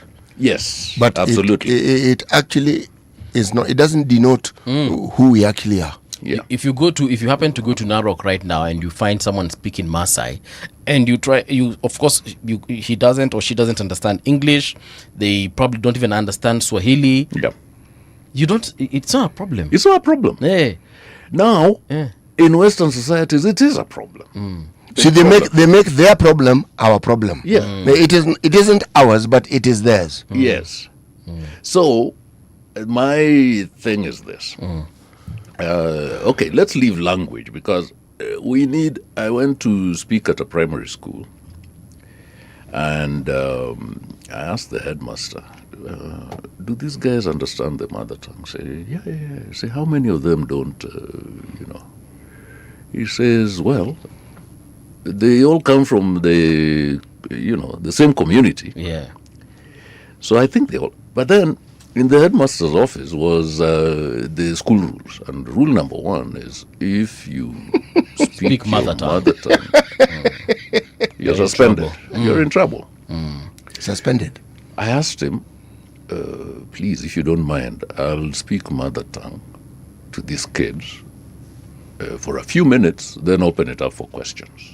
Let me break the school rules. Allow them to break the school rules. Yeah. And he accepted, of course. He accepted graciously. And so we had a very vibrant conversation with these children. So I just told them I'm from here. My first classroom was under the tree. I learned the alphabet in the dust and all that stuff, then moved on and on and on. So all of you guys, you can be whatever you want to be, right? Yeah. And then we started Q&A, and the guy says the next morning at his door, 6:30, parents were there saying, our kids came and said, Mom, I'm going to be serious. I want to read. I'm serious, The drive now is coming from the kids. Yeah. So they came to find out what happened. What did you do to our kids yesterday? That's, they're so fired up. Yeah. Fire in their belly. The issue was that they could ask any question they wanted in a way that... So guys who never, ever had never asked a question in class could now ask a question. So we've got to, in my view, go back and say we've got to decolonize our education systems. When a Japanese guy wakes up guy doesn't have to go to school and be told you're not allowed to speak your language. They learn in Japanese. They learn in Japanese. They produce those Toyotas in Japanese, and then we consume them. Yeah. In English. In English or in Kiswahili, I don't know. So this is the kind of conversations that we want to have. We want to not make it too theoretical and too academic, because we are using borrowed words. Yeah. A lot of the words, when we use them, we think we know what we are talking about. When the guys who own the language use them, a lot of them have a lot of overlaid with stuff that we don't understand. A lot of nuances that we don't understand. So even if we are using English as a tool, then we've got to be conscious that we are using it as a tool. And then there are words which we are going to say, no, we refuse to use that word because it's loaded with stuff that we don't want, right? And then lastly, I would say that these boundaries that we have, The borders. These borders, Yeah. do we know why the boundaries of Kenya are the way they are? Well, they were drawn up by the colonizers, weren't they? Yeah, but why? Why are they exactly where they are? Even the provincial boundaries or the whatever are called counties now. Yeah. Why were those boundaries put where they were? Okay.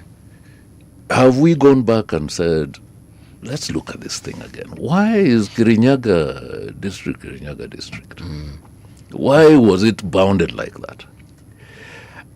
And I think it's extremely important because otherwise we continue with structural things that were structured for us, and we don't even understand why the structure was created that way. It suited the purposes of the person who structured it. Correct. But does it suit our purposes now? That's the question.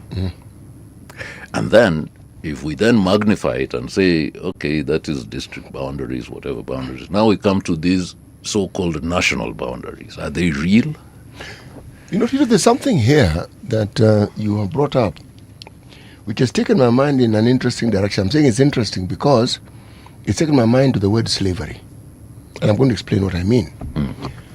You know, most people don't actually understand that the bulk of what was referred to as the lynching of African Americans in the U.S. took place after slavery had ended. And the thing that it did, it was conducted as though it was a sport with children watching. And what probably wasn't understood was that a certain process that psychologists call conditioning was actually taking place. If as a child you've seen black people, as we call them, dark brown people really, or brown, being lynched in public, the unfairness or the atrocity of it all is actually lost on you as a child. It's being normalized for you. And why your parents perpetrate this doesn't actually dawn on you until probably you are an adult. But what they've done is they've normalized the mistreatment of these people. Yeah. That's what they're doing. Now that conditioning appears in very, very many ways. You see, for us, it was what the so-called white man did was better than what we knew, and it was superior. And to understand it, the example of the school and the no speaking of native languages, that thing is as colonial as it gets. Of course. Okay? But remember, they were putting into practice something that they had fine-tuned in their own backyards. This thing that the lines you speak of, these fellows were used to redrawing boundaries all the time for even with their own neighbors. How many places do you hear of in their own countries? I'll give an example of a portion of a place called Alsace-Lorraine. Okay? Some say it is French, some say it is German. Okay? It's an issue. Yeah. This issue of boundaries they've had for the very longest time. Why did the Swiss determine that these cantons that they have, the equivalent of their counties, okay, and their states, why did they determine on rotational presidency? Do you know how those people fought each other For how many? It's not even decades. Some of these wars were centuries old. Okay? Now, imagine such a people and the discrimination that they had amongst their people, which led their people to go to what you call the new lands. Yeah. Those went to South Africa, religious persecution. Hardcore criminals that they didn't know what to do with, you take to Australia. People who are getting persecuted go to America. Then they were followed by some malcontents as well. So you find a place which have people who are going about their business. Suddenly they are come upon by people whose culture is a murderous one, meaning they don't seem to have any qualms or problems of finding you and getting rid of you so that they can get what they want. So they introduce that culture. Now, you really think that it's suddenly going to disappear overnight because of the evolution that takes place over time? No. They'll just find new ways of doing the same thing because that's how they think. Now, that's what was introduced here. Yeah. And they were smart enough to build a class system where those who then came up into leadership had their education and They're thinking. yes, now that is slavery. You may not think it is, but it is. It's mental slavery. So how do you emancipate yourself from it?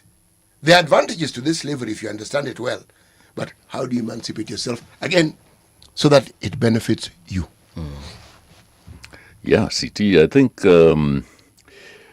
you raise this thing of mental slavery, for instance. Yeah? Yes. We don't want to necessarily go back into history as such, but this brings a topic that's quite dear to my heart, and that is the branding of things, the labeling of things, and the storytelling of things. Because we've come to accept that there are good guys and there are bad guys, you know? And the guys we think are good, we believe they're good because they say they're good. For instance, I've been in settings where I have tried to say, guys, we are going to have our own dictionary of English. Okay. But you're saying in this organization, some words are banned. And one of the words that are dangerous is donor. Donor. Yes. DONOR. DONOR. Especially if it comes Donation donor. donors. Okay. Especially if it is donor countries. Because we're just saying, wow, you know, the donors are coming. We've got to do this because the donors have said. And then we're saying, why are you calling them donors? What have they donated? Money, resources. Really? Is it in the form of a loan? Have they given you money for free? With no strings attached? Have they? No. So why are you calling them donors? What have they donated? So if somebody comes and announces, for your climate good behavior, I'm giving you $20 million. I mean, any of our ruling class, if they wanted to give us $20 million, they can do it. $20 million as a collective, is that something that should make the headlines? But it does make the headlines because guys say, you know, guys, donors were in town. Yeah. They left donated 20. $20 million. These guys have never donated a single thing. Why are we calling them donors? So what should we call them? No, call them what they are. In actual fact, there are very eminent economists who say Africans are the donors to these guys. Because right now, you've got countries with piles of gold and they've never mined gold in their own countries. They don't have the deposits of gold. So that gold is coming from Africa. So who's giving who what? So who's giving who what? Right? Right now, you've got all these topical things on rare earths and all that stuff. A lot of it is coming from here. Who's benefiting? The guy's taking it away. Right. So who are the donors? So I'm just suggesting I'm not giving answers. I'm just saying these things need discussion. They need And rethinking. We need to have a forum where we discuss these things amongst Africans. We are not saying we want to point fingers. Amongst Africans, amongst decision makers, among policy makers, among the private sector primarily, is how do we ourselves then position ourselves to be successful in this coming world. Are these conversations held at any of these economic blocks that we have, whether it's COMESA, ECOWAS, ile ya North Africa inaitangwa nini? Hizo zote. Are these conversations ever held? Because I would believe that those are the first places where we have all this leadership in Africa meeting. Do we ever have these conversations at the African Union? Well, I would want to imagine that they are held, but I don't know to what degree. But what I'd say is we cannot outsource our thinking, right? All of us are born with. There's an Afghan guy, an Afghani guy, told me something once, and I was kind of blown away. He says, Tito, this thing, at birth we are all given the same hardware in the form of a brain. He says, but some of us choose to use it, some of us choose not to. Yeah. Right? Very And true. some of us use half of it, others don't use anything. And it strikes me that sometimes we like to say the leaders should do this and the leaders should do that. And why not us? The reason So the thinking has to happen at all levels of society. We need to find a way that we start to interrogate these ideas at scale. We can't do this thing in piecemeal. It has to be at scale. And I think that's the discussion that has to have. Because if we are discussing these things, then it'll go up and become an agenda item in some of these talk shops that you're talking about. Yeah. But if it's of no concern to us down here, that we are not even debating, why are we doing the things the way we are doing it? Why are you foisting, generative AI stuff and telling us that's our vision? How is it our vision? The reason why perhaps we are not thinking about it at this level of common mwananchi is because I wake up in the morning, hustle to get to work, hustle at work. By the time I'm getting back home, I have to deal with my kids, I have to deal with my wife, I have to deal with the news, then sleep, then again wake up, repeat. On the weekends, I'm probably having drinks with my friends, wake up on Sunday with a hangover, struggle to church. By the time I'm coming back, I'm just thinking about Monday, and then the whole cycle continues. But you're right, because at no point do we ever sit down, even when we are having those drinks, whether it's coffee or alcohol, and go like, by the way, guys, we use these words, for example, that donor word, but we shouldn't be thinking about it that way. We never have those conversations because we are preoccupied with perhaps what I would call bigger fish to fry. The reason why that particular conversation sometimes is not held, because it is said it isn't held. It actually is held.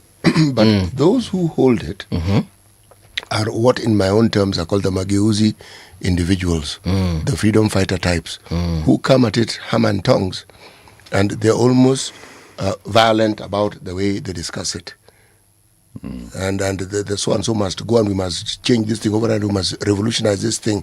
That is the talk. And yet this is a talk that needs to be actually very rational and very calm, so that it is understood. What you just described as a cycle of life that most people have is a conditioning. Even the thinking and the expression of it is a conditioning. It's as though you can't change how you do things. You can. It's as though you can't fashion something that works for you, which is different from other people. Of course, you can. When $20 million is given and people want to clap and almost dance, it's a No, conditioning. they actually dance.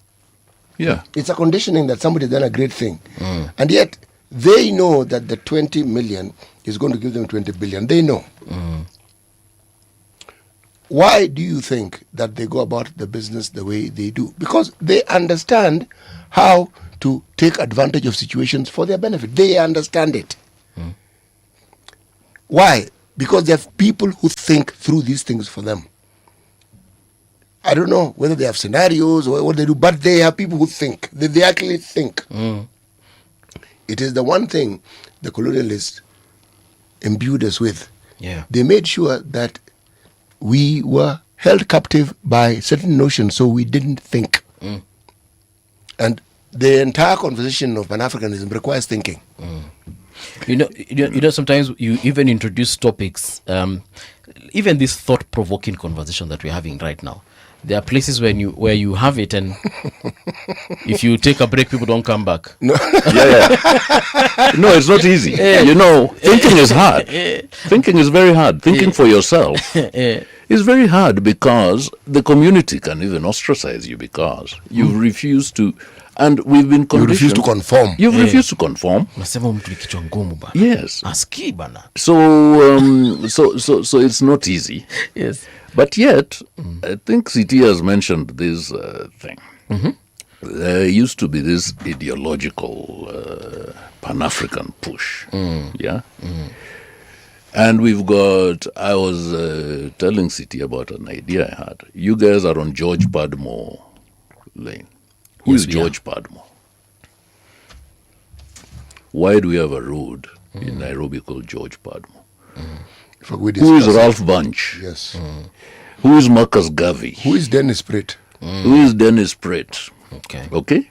So we start at that level. And when you do your research, you'll discover these are titans of the Pan-African struggle, right? Then we start saying, and this is something that's very interesting about Nairobi, in spite of everything that sometimes we are accused of being the Msalitis of Africa. But you'll find Kaunda Street. Yeah? Nyerere. You'll find Nyerere. Nkrumah. You'll find Nkrumah. Mwindi Mbingu. You'll find Mwindi Mbingu, but you'll also find Haile Selassie. So you'll find all this stuff going on, which means we are not as insular and inward-looking as might actually... as we are sometimes described. As might seem. Maybe we are doing it subconsciously. But we are saying that the society is bigger than these boundaries of ours. Our fate as a nation is tightly linked to the fate of Tanzania, of Uganda, of Ethiopia, of DRC, of everything. And we cannot compete against each other because that is like you're forgetting where the real competition is. Yeah, we've got to just get together and say, guys, how are we going to compete against 1.4 billion in China? 1.3 in India. 1.3 in India, who see themselves as a unit.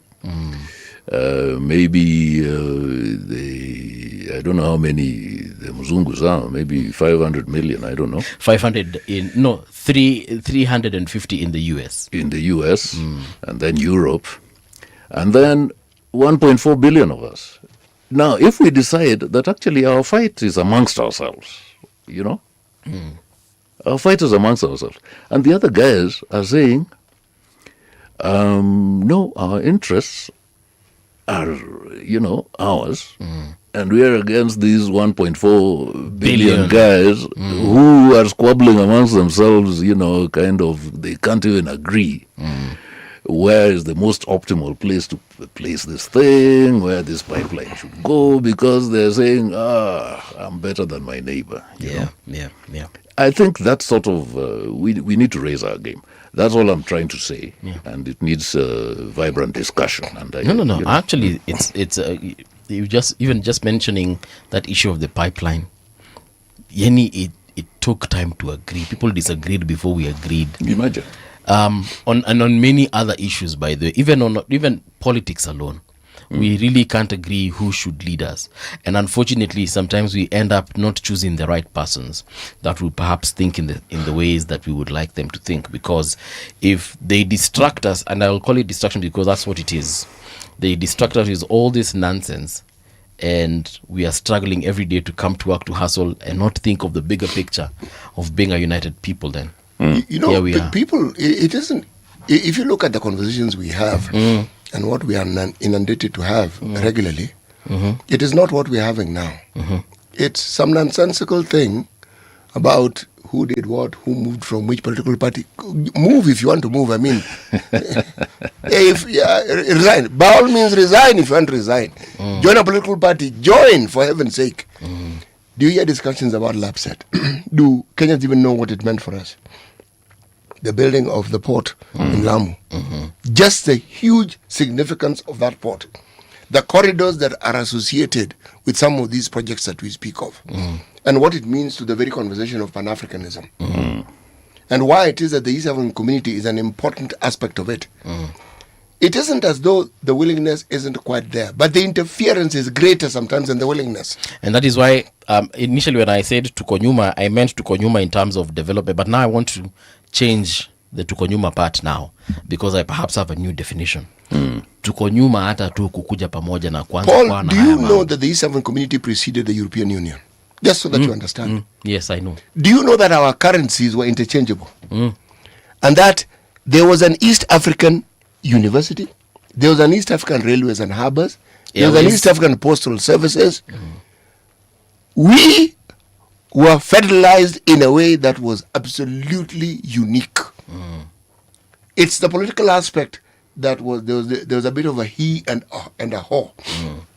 One of the things that colonialists has always understood is that they have their point men in every country.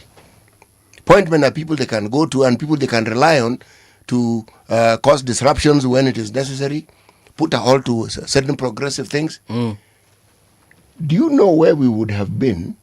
We were already formed. Working in Tanzania was not different from working in Pokot or working in Lamu or working in Nyeri. It was not different. Going to school in Uganda was just a detail. We were already at that phase. All that thing was fragmented, and then we had to start all over again. If that had formed, SADC would have been very easy to form, because Tanzania would have brought us into SADC, because Tanzania was the East African community. If you're talking about the Union of West Africa, Uganda, Rwanda, and the rest are next to Central Africa. DRC is next to Central Africa. Bringing these people in would have been easy. Somebody saw this and understood it. But you see, what they couldn't stop, though they tried to, is what we produce, people. When you have a young population, as we do, this man is a marketer. He knows this better than I do. Yeah. My friend, we're everybody's darling, because we have consumers into the future. I think we need to start a movement and call it 1.4 Be Strong.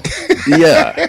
No, Agreed. We do. Agreed. Yeah. But also, now you've introduced this thing of freedom of movement. Yes, Yeah? yes. I have been heard to say in formal meetings that the only Africans who have a problem moving around Africa are those with passports. Okay? Explain, please. Because Africans without passports crisscross these boundaries every single day. Every day. Okay? I was in northern Cameroon once. I'd gone there for some project. You know how Cameroon, Yes. it's kind of sharp at the top. And I was just observing what goes on there, because I like this field work of seeing how are people, earning their livelihoods, what's actually going on. What we've been told by IMF and World Bank that the informal sector is very bad. It's not a good thing to have. That is a sign that is actually... You have to formalize your economy and tax everybody. But then the thing is this, that Nigeria is not self-sufficient in beef, right? So where do they get their beef from? So you've got herdsmen coming from, say, Darfur, crossing into Chad. Maybe things get consolidated in those markets, the herds grow bigger. They keep coming From Chad, they cross into Cameroon. They don't stop. From Cameroon, they cross into Nigeria. They get sold. We don't know in what currency, probably Naira, whatever. Then changed into CFA, then changed it. This just goes on. Are you saying that these cows have passports? No, they don't. And the herdsmen? No, they I'm don't. assuming they don't. No, they don't. They don't. That is the real Africa. Okay. That the bureaucrats sometimes either don't know or they can do nothing about it. Okay. So, back to East Africa, is that when we are, because I wasn't very regular here in Nairobi, but I come to Nairobi, I say, wow, this number plate is from Congo, because I've just come from there. Oh, okay. This is South Sudan, right? Here we've got Ugandan cars. Plates. We've got Tanzanian. I say, marvelous. Burundi, I saw the other day. So, is that a good thing or a bad thing? It is It's a good it is thing. a very good It's a thing. great thing. Now, so sometimes I don't want to be controversial to say that, because it's always very fashionable to say everything is going wrong, everything's going wrong. But 8 African countries have now declared that if you're an African and you're coming, you don't need a visa. Just come. You just come. Yeah? Rwanda was, Kenya, famously. Fantastic. Because before, we were treating Mzungus much better than our brothers. Very You true. know, you come from Senegal, you're in transit in Jomo Kenyatta. You have to spend the night on a bench. Because we are not giving you a visa. Because we say you might disappear into into Nairobi, right? But a Mzungu comes, you tell him, do you have a visa? No, okay, just Karibu come in. Kenya. Yeah, karibu. Kaili Papa Kidogo, get a visa. and Yeah. Come in. So what's wrong with that? So so I'm saying, much as we can be critical, there is a drive and there's a move that is headed in the right direction. In other words, do not define your market, even if you're in business, which I advise one or two, companies, is you will have to work as hard as possible to be successful in your own home country. Okay. But if you defined your market as being the whole region, whether it's East Africa or the whole of Sub-Saharan Africa, right? How much more extra do you have to do? Not much. Tito, unfortunately we are overrunning significantly, by the way. Oh, okay. But karibu tena sana. Keep No, reading. thank you. Nauliza, good morning, chaps. Very insightful and thought-provoking discussion from the guest today. Does he write books? Would definitely get copies of them. Sorry, I was away during his intro. Well, our guest today is Tito Alai, founder Africa Palava and also director Tender World Limited.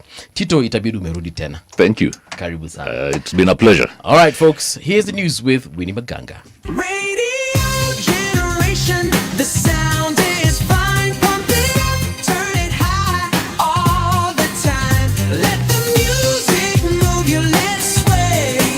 Radio G's got your jam all day. Radio Generation, the home of urban soul.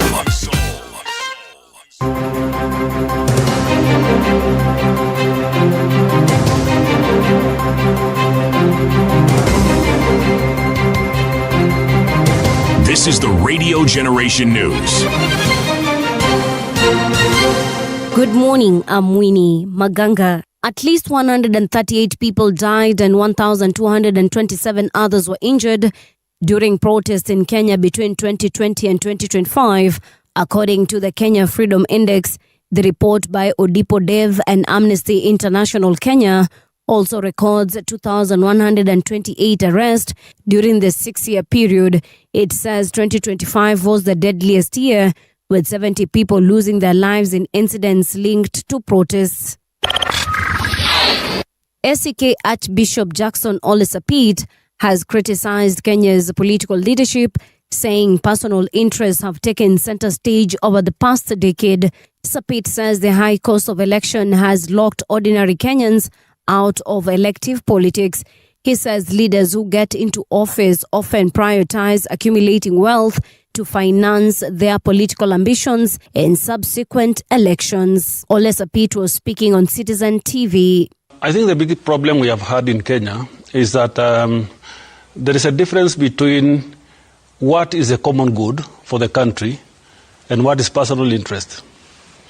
And in my view, over the last decades, not just in this regime, over the last decades, those who come to lead us and to govern the affairs of the nation are too much into what is for me. And personal interest take center stage. And we have seen, the build-up of people wanting to get that and to get that so that they can be able to, propel themselves to greatness, because we have made election in this country so expensive that no ordinary man can think of running to any elective post because we have risen the bars. Duncan Ojwang Oburu, nominated by President William Ruto to chair IPOA, has called for the installation of body cameras for police officers and CCTV cameras in all police stations across the country. Appearing before the National Assembly Committee on Administration and National Security, Ojwang said the cameras will enhance accountability in police operations. He also urged MPs to increase funding for IPOA to strengthen its capacity and effectiveness. Tell us what he'll do about those issues which have put the government in the bad light. If I succeed, I will publish my number as long as Kenyans don't visit me. But I really want to be reachable in every case, because it's unfortunate that we can have such a elaborate Bill of Rights, but we still have few police officers who violate and kill Kenyans at the temple of justice. There shouldn't be anywhere safer for a Kenyan than a police station. WHO Director General Tedros Ghebreyesus has criticized recent changes to U.S. vaccination policy for children. Tedros says the changes are not in line with decades of scientific evidence on when children are most vulnerable to diseases, vaccine protection, and the number of doses required.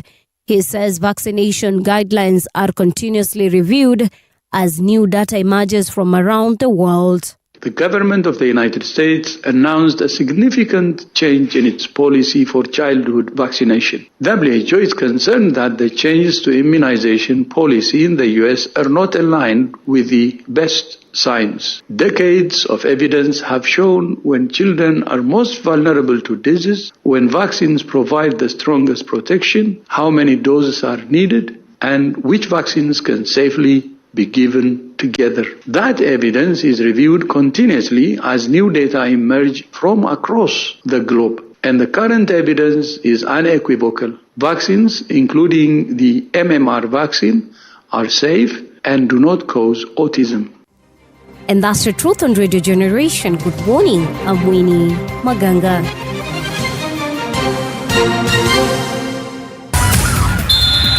Sports on Radio Generation. Good morning, I'm Samuel Otieno. Desiree Douy scored the winners European champions Paris Saint-Germain beat Aston Villa 2-1 to lift the UEFA Super Cup. Kavicha Kvaratskhelia put PSG ahead in the 20th minute before 17-year-old Brian Maggio equalized on his professional debut. Douy then raced behind the Villa defense to restore PSG's lead and seal victory in a highly contested clash at the Red Bull Arena in Salzburg, Austria. Atletico Madrid have agreed a £34.2 million fee to sign Christian Romero from Tottenham. The 28-year-old is set to become Atletico's fourth signing of the summer, while Spurs will also retain a 15% sell-on clause as part of the deal. Argentina international Romero was the subject of interest from Premier League champions Arsenal in recent days, but Tottenham did not want to sell their captain to their North London rivals. He leaves Tottenham after 5 seasons, having made 156 appearances for them, scoring 13 times. And that's your sports update on Radio Generation. Good morning, I'm Samuel Otieno. Sports on Radio Generation. The views and opinions expressed on this program are those of the guests and do not necessarily reflect the views of Radio Generation. Radio Generation assumes no responsibility or liability for the interviewee's views. This is Radio Generation. In the beginning, there was morning radio. But now there is Radio Generation's The People's Breakfast, curious and bold, getting facts from the shadows. That's what it is. Now, as the city wakes and secrets stir, a bright new voice shines. The People's Breakfast. Your morning, your voice, your journey. Good morning. Good morning, my neighbor. Welcome to the home of hard truths and bold insights. Radio Generation. Welcome back. This is Radio Generation. 15 minutes past 8 o'clock. And I'm just having a conversation here with our guest, and I'm thinking, do I live in this country or do I live in a different one? Let me introduce him. He is he's an advocate of the Supreme Court of Kenya. I'm talking about Harrison Kinyanjui. Harrison is not new to the station. This is your second time here. Karibu tena sana to Radio Generation. Asante. Thank you very much. Nice to see you, and thank you for reaching out, because when you gave me when we were chatting and you told me the things that you told me, I was like, okay, perhaps we need to understand this a little bit deeper. So we want to talk about Kenya's new vision, the Beyond 2030 vision, that has been talk of the town for the last couple of days now. But before we get to that, City has a methali, proverb. You tell us what you think about it. Mm-hmm. Our proverbs for the whole of this week come from the Republic of Tunisia, the land of what we call Carthage. Mm-hmm. The Atlas Mountains. Hannibal. Apple. Okay. If he were capable, he would have shown it since yesterday. Mm-hmm. If you were capable, you would have shown it since yesterday. Yes. Well, it means that you do not have it. You don't have it. I mean, it's just like in divorce law. Yeah. You have one of the grounds of divorce is impotence. Okay. Yeah, I mean, like, he didn't rise to the occasion. Yes. Yes. So if... Or maybe you may rise to the occasion, but you're firing blanks. No. Divorce law that says that impotence. I mean, you did not consummate. Yeah. Therefore, you just... Yeah. You didn't have the union. Yes. So that would make it erectile dysfunction. No. Listen carefully to what he's saying. Mm-hmm. You did not consummate. Yes. By law. And even in the spiritual realm, at least when you go to church, right, they say the two shall be one. I mean, that's the divine act. Yeah. The only way you become one is by copulation. I apologize to our listeners to having to use illustration. No. This is the law we're discussing. Yeah. That's the law. And the law is the law. The law is very clear. Yes, absolutely. Okay. So in this instance, I think the Kenya Kwanza didn't have it from the beginning. It has been able to deliver. So everything that you see is an attempt to try and deliver belatedly. Okay. But they cannot because they didn't have it from the beginning. What, in my view, the presidency was all about was a seizure of power and the entrenchment of hegemony for a few so as to enrich that few. Okay. Not the Kenyan people. I mean, it was just, in my view, the broad-based government, if you ask me, was also intended to entrench that, to protect in the face of a threat through the 2024 Gen Z uprising. May I ask a question, Harrison? Sure. So how different is it from the Uhuru government? No different.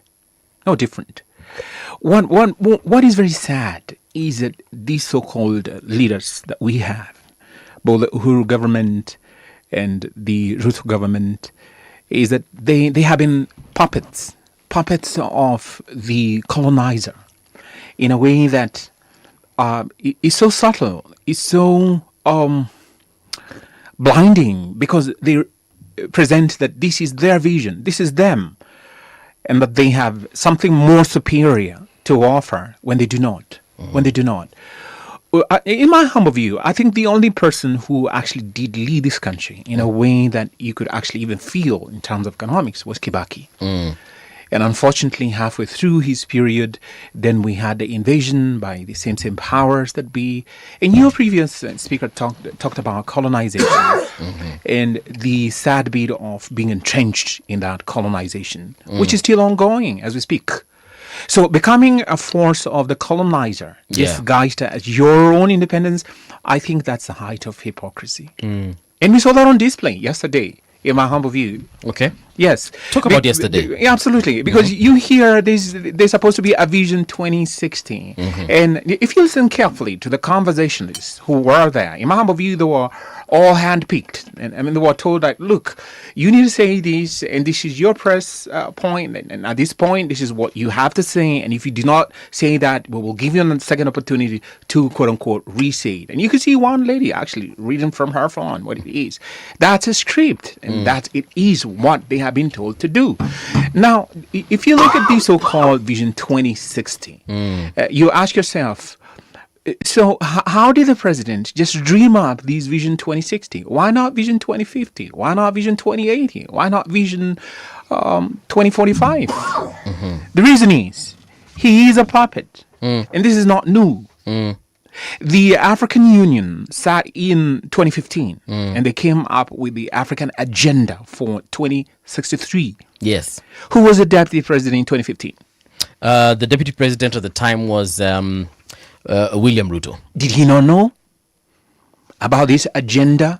Did we not send people to the African Union to discuss about this agenda? Yes. You told me we did. Absolutely, we did, and we acceded to this agenda.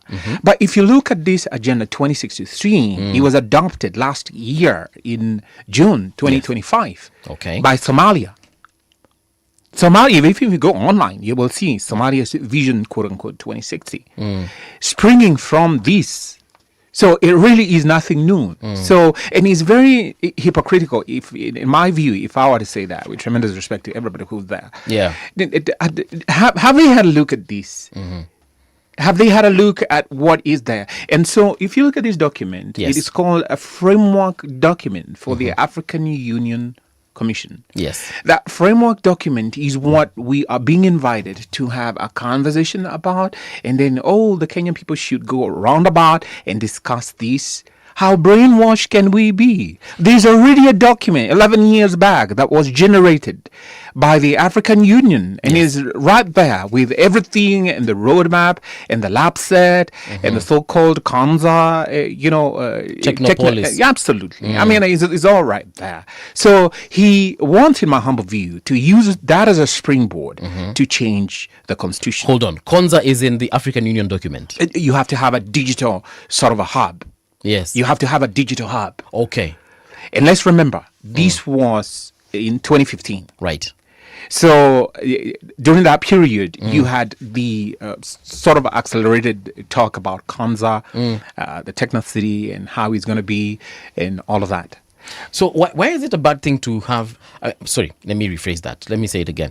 Isn't it a good thing to have a vision for a country? And there has been talk of Pan-Africanism. Let's come together as Africans, pull together our resources so we can compete with the rest of the world, be greater than China, be greater than India, be greater than the US, the UK.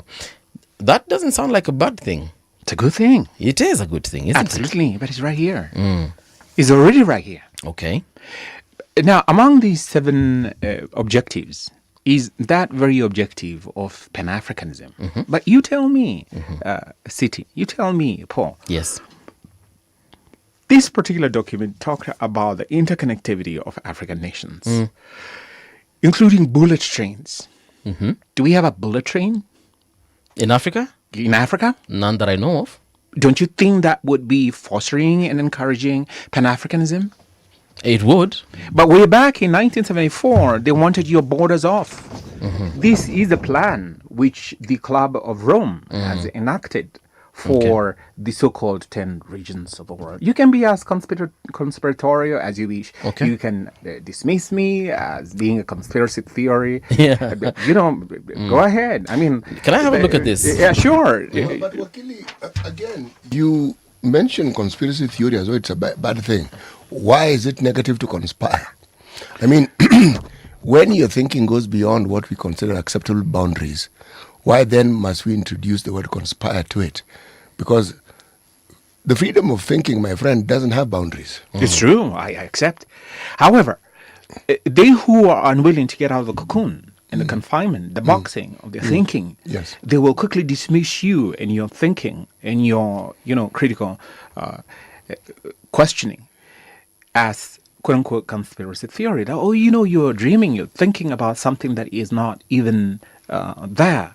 But I have to ask, okay, so we have right now in South Africa the so-called xenophobia. The curiosity is this, that there have been a move to merge Namibia and South Africa right there, so as to form Region 4, which together with Australia, they are in that region of the Club of Rome, and they call that the global world system.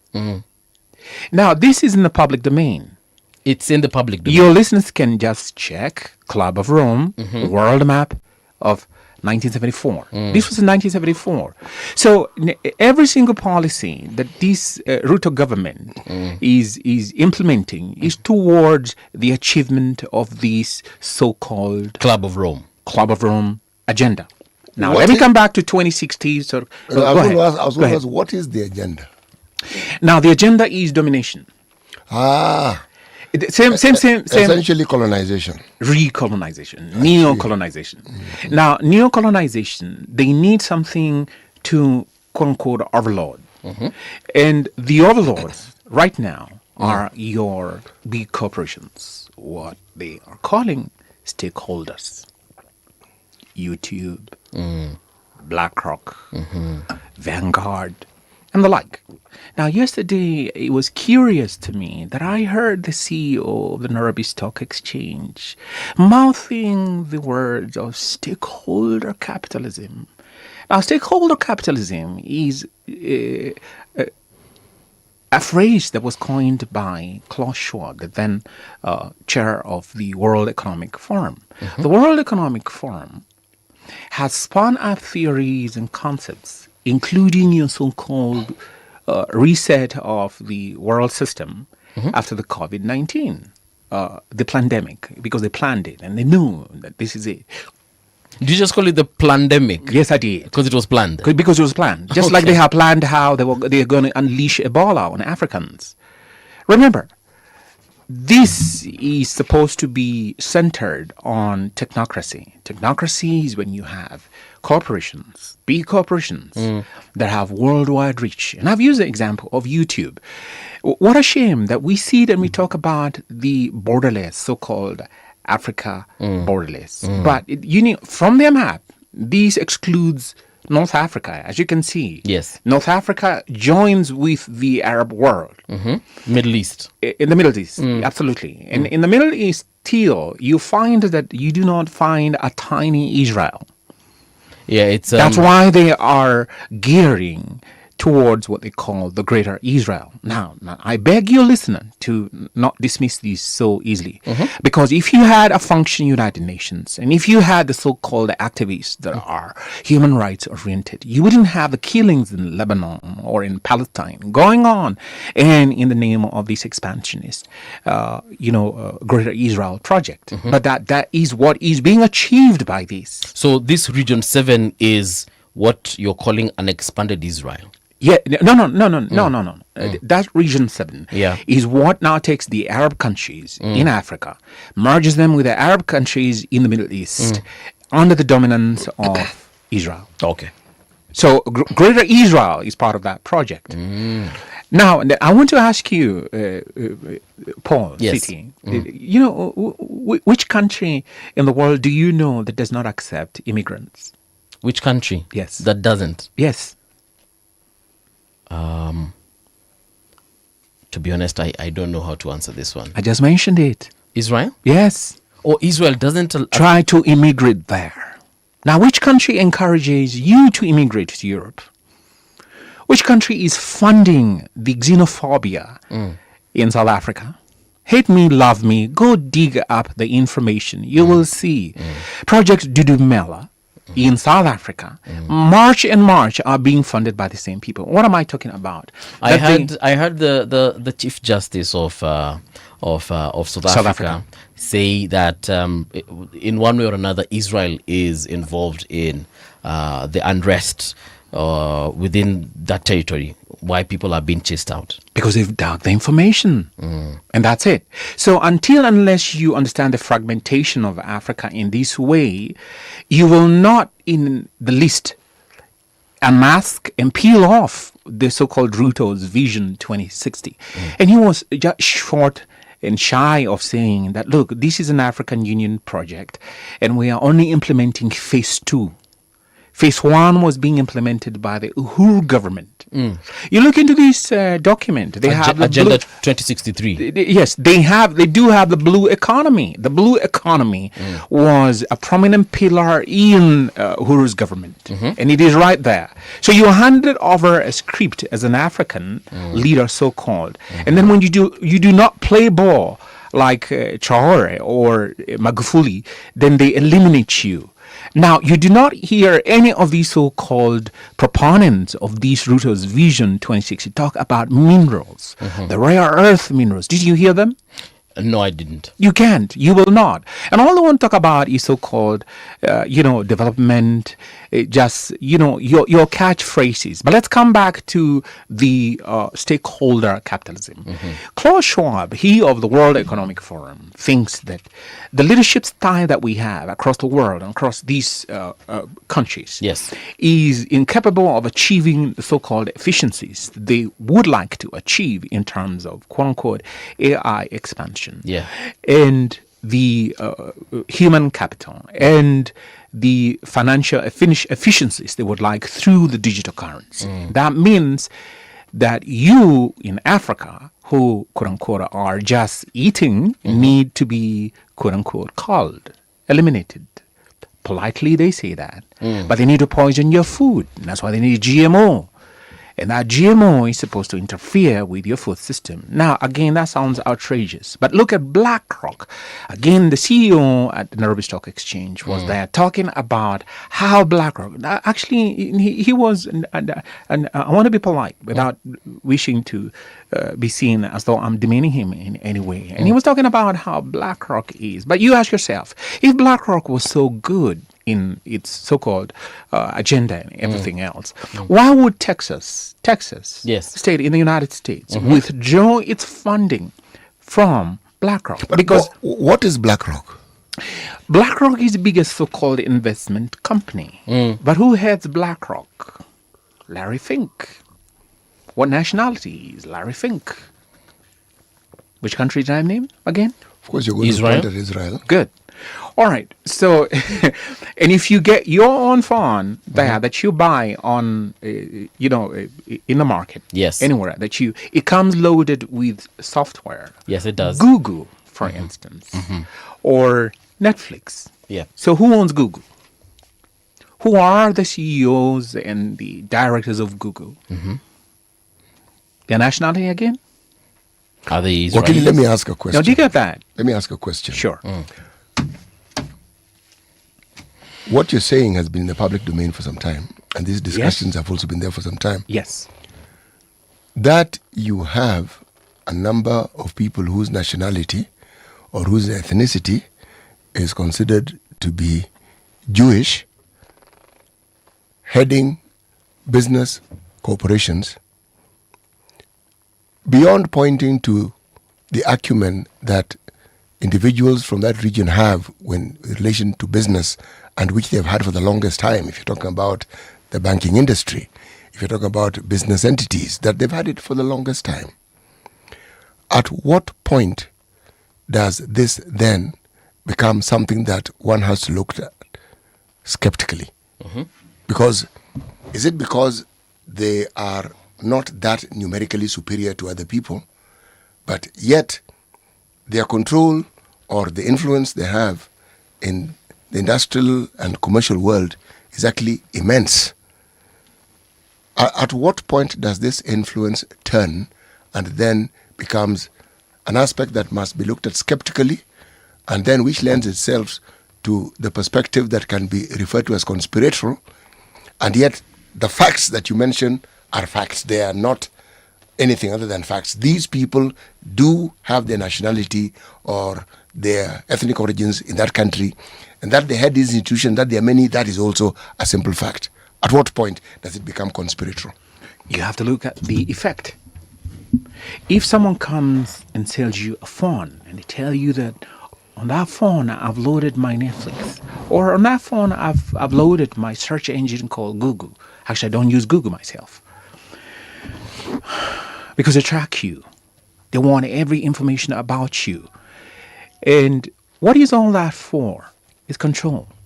Because the moment you tell me that if you disable the advertisement that they want to sell to you, they tell you that I can't use that phone. In other words, that service or the website isn't accessible to you. Now that becomes diabolical. Now, look at Africa, for instance, and let's go back and ask ourselves. If you, City, out of your artistic abilities, post a song on YouTube, do you own the copyright? I believe you do. You do?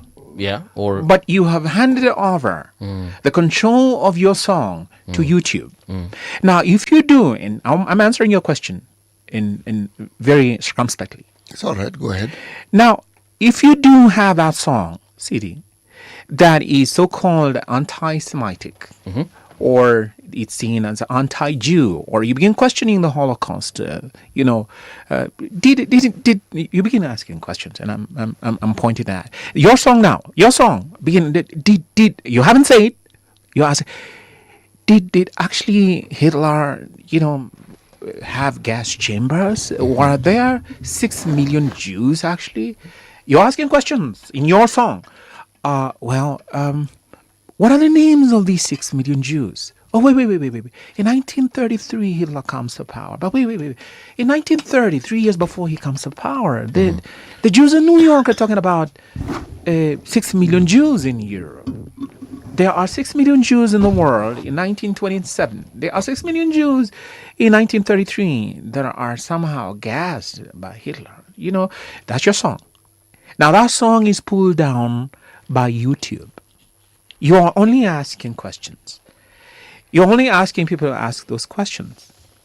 So the moment your intellectual, expression in terms of the song, artistic now, ventures to question the narrative, the status quo that they have propounded, because they will sell this sympathy to them. 6 million Jews were martyred by Hitler, and so on and so forth. You can't have this sort of thing. Oh, Idi Amin was trying to, do the same thing in Uganda, So your cultural expression has been stifled and killed off because it goes against, quote unquote, the policies by this company that is supposed to be the pedestal or the expression of their policy. So it's not about you then placing your intellectual input, your artistic input on the table for people then to, quote unquote, consume. So they will ensure that your song doesn't get to other people. So then it doesn't become any longer a platform that propounds human, intellectual questioning of the narrative. Okay. It confines a narrative to the corner that they want, that they would like. And which is why I'm asking the Kenyan people and the African, and I would have loved to have a conversation with the Minister for Foreign Affairs, and I'm coming to that.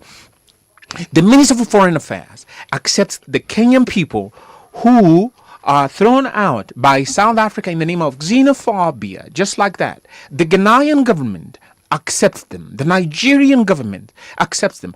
Why? Because they are under pressure. Do not question this xenophobia narrative. But in South Africa, they begin saying, no.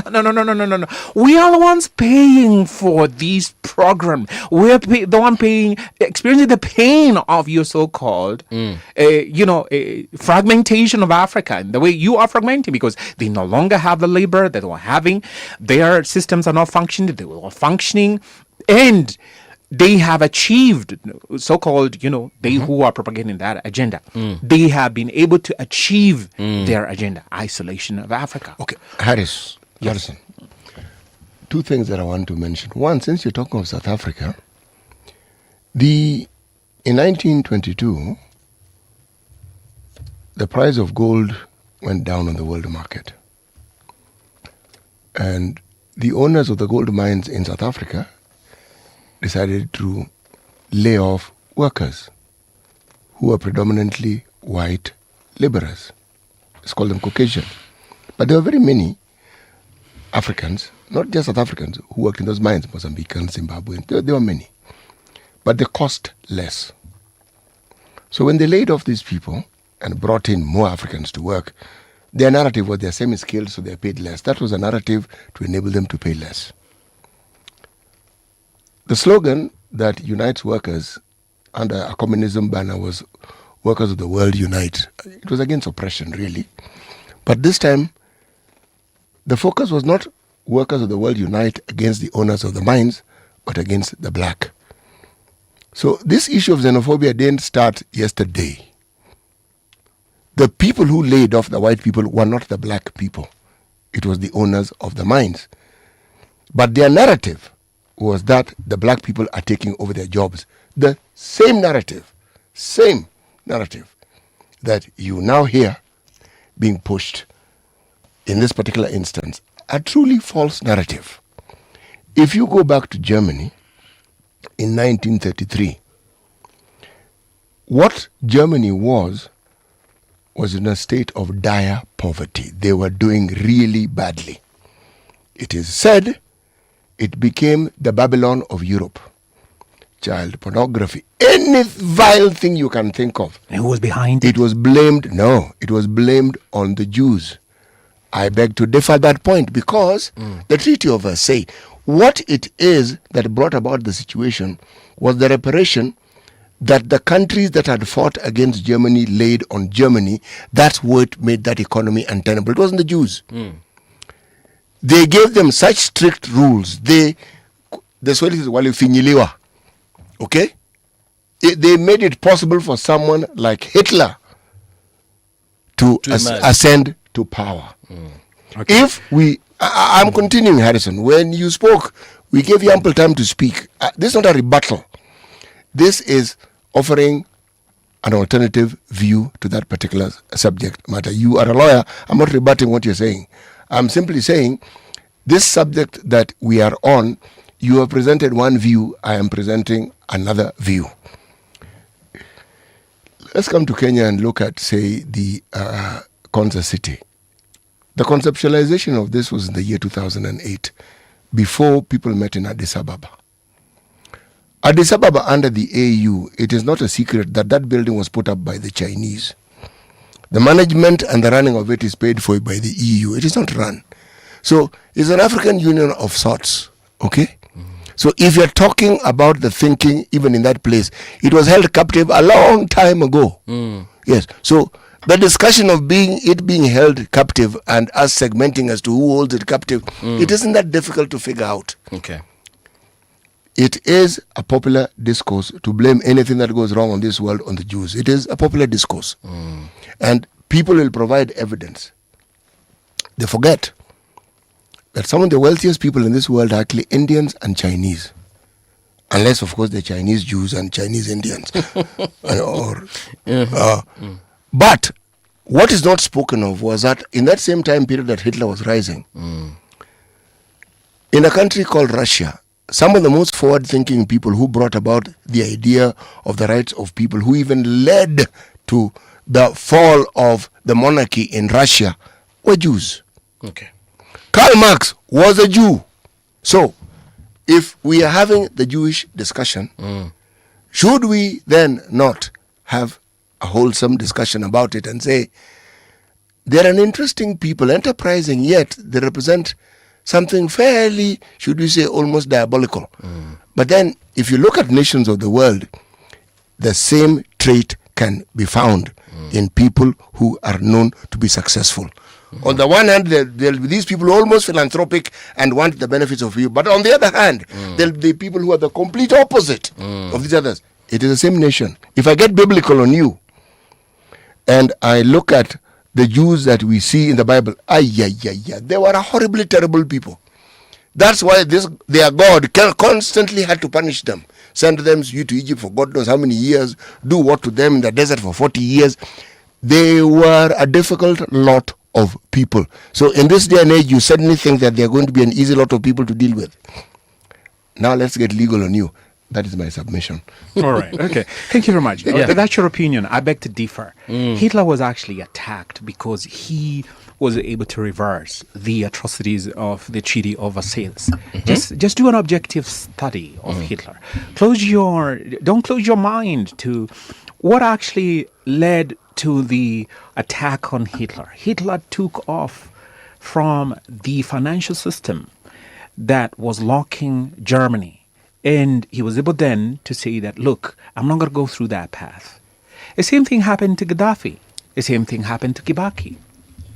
Now, you ask yourself. Kibaki, yes, absolutely. Kibaki silently drove us away from the IMF. So who was Hino? Hino was working with the World Bank, isn't he? But Rudolf fishes him out, quote unquote. And he was the advisor of the deceased former prime minister. You're aware of that? Wait, sorry. Hino. The same fellow who was addressing us yesterday. Okay. World Bank. So you're telling me that the script that I'm being given here in the name of Vision 2060 being mouthed, by Hiroyuki Hino. And he tells us, in January, I got Professor Anyang and Hiroyuki Hino, to come over and conceptualize this. Excuse me. We already have this.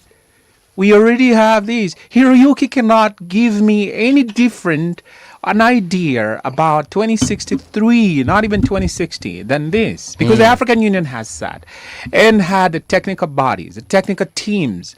And so this so-called conversation that we are being invited to is a sham.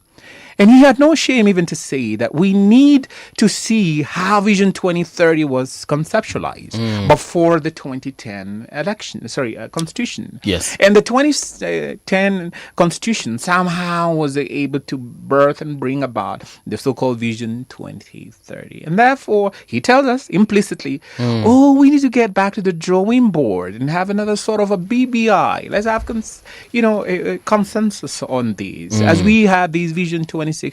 Again, who was the deputy president when in September 2060 the African Union came up with the Agenda 2063? And I beg your listeners to just check online, Agenda 2063, African Agenda.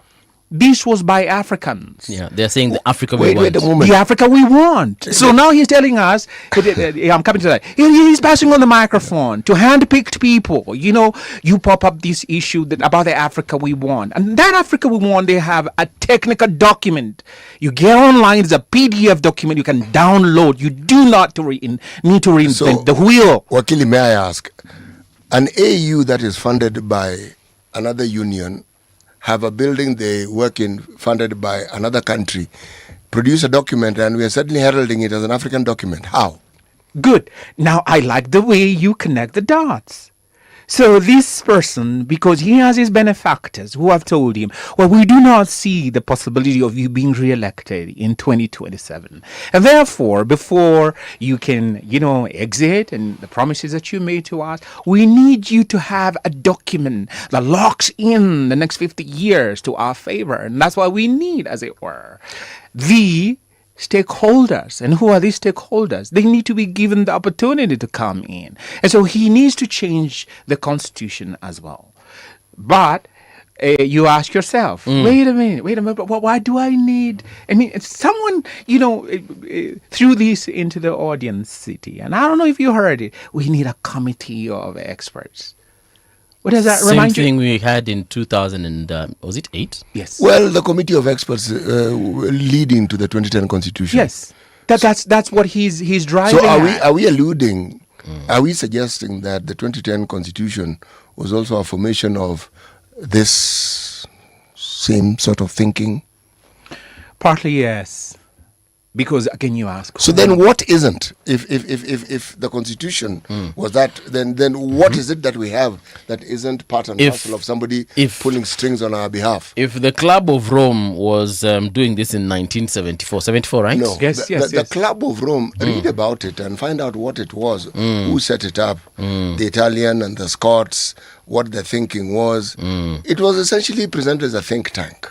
Yeah, Okay? and I'm saying, to answer your question, because you're saying, you've asked rather. Yes. Should we then see everything as a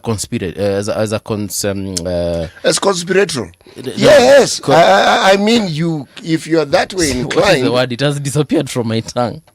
Conspiracy. Thank you. If this was done in 1974, and then I connect the dots that we are talking about, the Africa we want, and everything that came after that, then yes, everybody, apart from Kibaki, was part of the team. Look, let's take the view that represents a reality. Yes. Let's just take that view. And let's compare it with, say, a country like Europe, where all these things are supposed to be coming from. Okay? Because the Europeans gave us America. Okay? The America we have. Those are Europeans. They can call themselves Americans if they wish, but they're essentially Europeans. Yes. If we look at the story of even Brexit, since we want to go along that line and think about how it is, this issue of the EU, the building up of it, and then the everything about it, and then you look at the ICC, and you look at the Rome statutes that formulated it and all that.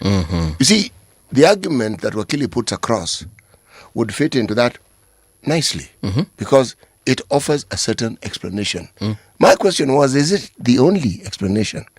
And the question is, City. It's part of a larger. You see, the thing is, you have to understand that this is a microphone that has been, prepared or at least manufactured according to what standards? So who sets the standards across the globe in terms of the products that you consume, the politics that is played out? Who is it that stands there at the apex? The economy. And the economy, for instance. Your financial outlays. Who is it that sits behind it? And I want to ask you a question. And he asked about BlackRock. And do you consume Coca-Cola or soft drinks? Yes, I do. Yeah, I do. BlackRock, are you aware, is an owner, a shareholder of Coca-Cola? I know BlackRock are an investment firm, and they have over 15 trillion. Paul, you've just been told you drink BlackRock. Just go with the flow, okay? Yes. All right. Now, you see, so they want to control what you drink, what you eat. And if you dig up what is going on across the world and why this should be concerning every Kenyan person is when they talk about stakeholder capitalism, that is when BlackRock is being mentioned. The BlackRock is buying up land all over the world so that then they can underwrite your food production, how you consume your food production. There is a very interesting book called The Fourth Industrial Revolution. I'm not here to market anything by that same fellow called Klaus Schwab. And I would recommend any so-called technocrat to have a look at it and to read. Talking about technocracy, allow me to digress it a little bit. If you look at that map again, you will see that the merger of Canada, Greenland, and America. Yes, it's right there. The USA. And that was way back in 1936. Yeah, and if you dig up a document called Technocracy is outlining what you are seeing right there as it's called Region 1, I believe. And you heard last year, I think in the month of March, Trump saying that they want to take up Greenland, yes. Yes, absolutely. It's because in furtherance of that. So I'm saying, if you can show your viewers, your listeners that. Now, you will not understand the politics in the coming or the near future if you do not comprehend that plan, that global world system map. You will not. You need to comprehend that. And I beg the Kenyan people not to be dismissive, but to look at that. Because what they have here in the African Union, the Agenda 2063 aligns with that. Okay. And everything that is happening. Now, I want to take you back to the year 2025. Is it 2022? 2022, I think. Joe Biden, before he left office, met the African leaders over what? The effecting of the Agenda 2063 that the African Union had propounded. So why would they be interested in funding that if it was not part of the long term? Now, I digress. I come back. The control that they need over the world goes back to us questioning. On that fateful day of 17th of November, 1888, in Berlin, why did they split up Africa? Why did they have those boundaries? Resources? Good. So if you do not understand that you as a human being in Africa are being viewed as a resource base, you will not understand why every website that you go on, they have a privacy policy and they tell you that we control, we take up, we can sell, we can trade in your data. And they tell you you accept the cookies or you can modify the cookies. Most Africans do accept and just move on. Yes, absolutely. But they are collecting your data. Now, that same data that they have is what they are using to quote unquote train the AI. Absolutely. But what is the AI? How is it that I can have a cup like this and I keep it right there and it moves? So there is some sessions, some life sort of influence in that cup, external to that cup, because then you need an external force to move that cup. So Africans need to think more. You do not own YouTube. You do not own those online platforms. Facebook is owned by them. Again, we go back to Mark Zuckerberg. He's of which country I mentioned again? Israeli. Absolutely.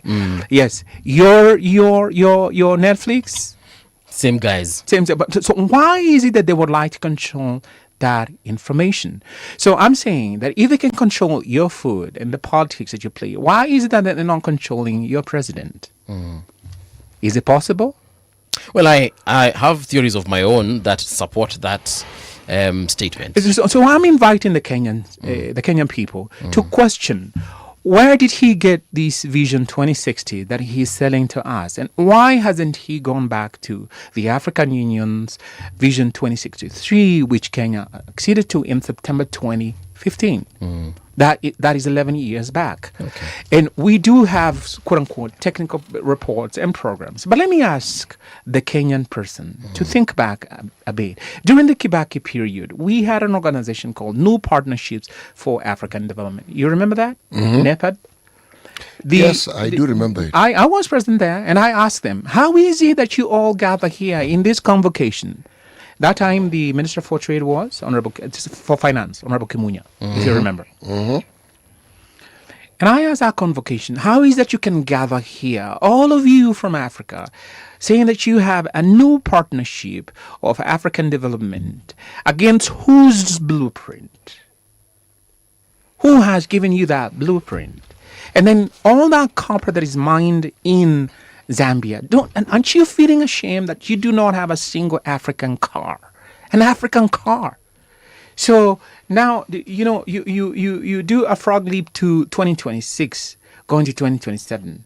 Do we even have an African car, a Kenyan car here that we are producing? But look at the big cars that are being imported on a daily basis. The registration itself tells you something that we are paying these foreign countries all of this money that we are producing.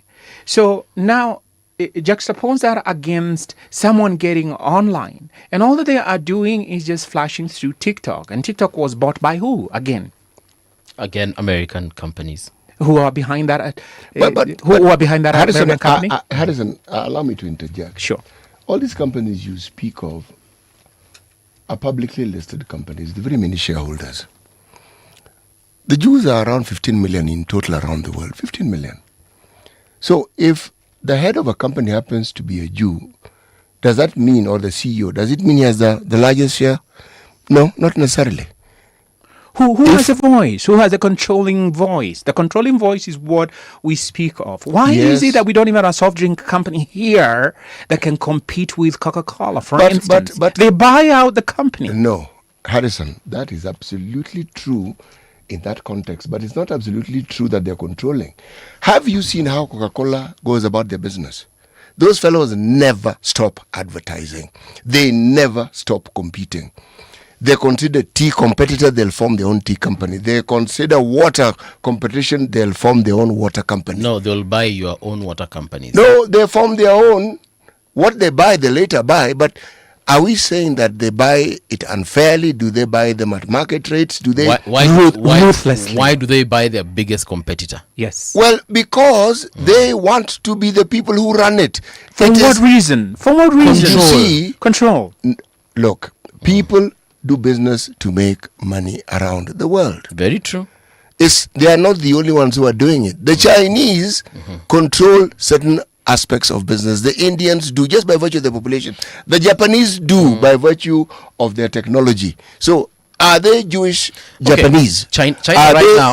I'm asking the question again. China right now, biggest producers of mobile phones, devices, and whatever you want to call it. Have you seen them buy iPhone? They haven't bought iPhone. They don't need to. They just create a phone or a product that is superior so that it competes fairly. You are talking about a business model that some people have. Some buy others out. The Japanese bought most auto industries in Europe and in America. Were the Jews involved in those particular acquisitions? The point I'm getting at is a larger picture. Historically, everything and scientifically that Harris is saying has been considered, and many of those views have been debunked. Because beyond the evidence that he has presented, if we were to compare it with other evidence that debunks the same, we'd need 3 hours to have this discussion, not one. And I think we should have. We should. Let me wind up by saying this. Okay, yes. That, look, we ought to ask ourselves that why is it that I have to go to work, in real work, in real time, earn an income, and translate that into quote-unquote online bundles, which they have translated into a digital format for me to get online. And you would have imagined that, well, connecting to the internet ought to be free. Really? It should. It should. But look, they get that money, so they create all these slush funds. And so they allow someone called Bill Gates, the biggest killer in the world, through his so-called vaccines. And so they allow him the monopoly. And they tell him that we will allow you to sell 1 million computers at a certain fee. You're going to get back your returns. But this amount on top of it, it has to go to the slush fund. So they create all these so-called philanthropic institutions. And that is the hegemony that they want to create, the control that they want to have by means of these large corporations. And until and unless we understand the stakeholder capitalism that was being propounded yesterday, the voice of the CEO of the Nairobi Stock Exchange, we will not realize how deeper we are getting into neo-colonization. And this time, it's much more subtle. It is digital colonization. Show me one African company that controls the internet. One country that controls the internet. None. But they have their own so-called Facebook that every government ought to join. So who owns Facebook in the end? You understand? Yeah. So really, until unless we see what so-called Agenda 2060 is as against this, we are being fooled. And let's not get blindsided.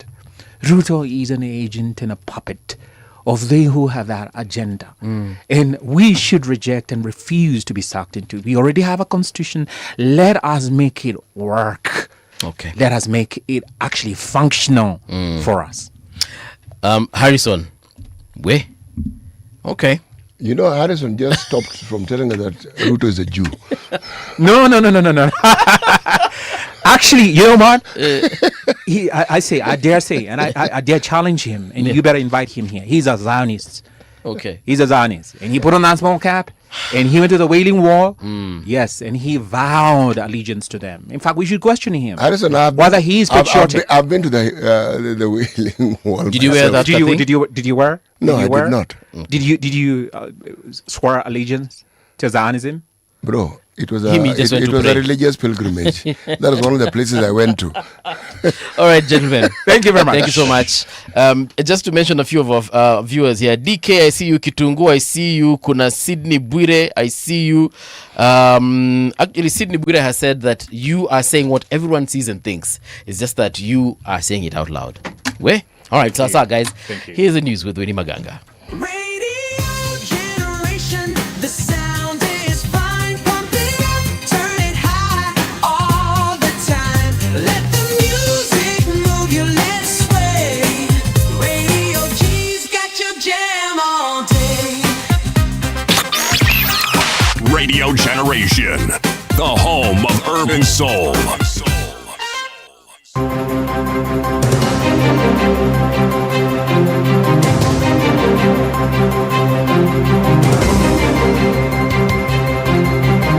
This is the Radio Generation News.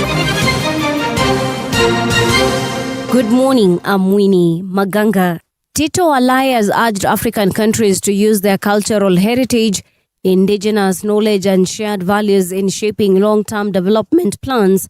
Speaking on Radio Generation today, the Africa Palava founder said Africa should adopt global ideas while developing its own solutions to drive innovation and development. He says Africa should draw lessons from the Silicon Valley and the US and China, where different values shape approaches to technology. The issue is this. Even in the area of AI, which is topical now, if you see the way that Silicon Valley is applying it, and the way Chinese brothers are applying it, it's different.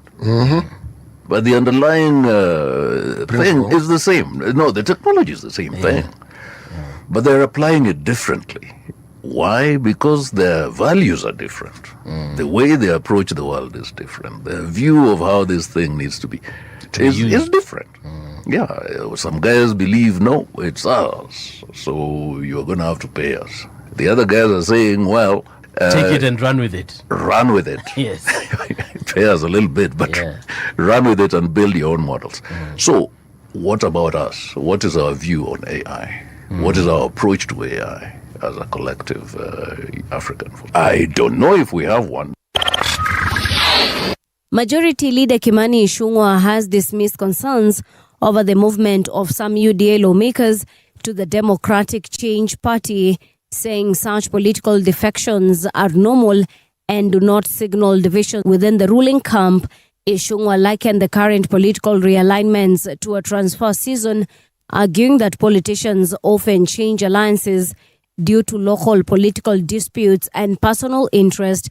He maintained that the broad-based government partnership between UDA and ODM remains solid and united ahead of the 2027 general election.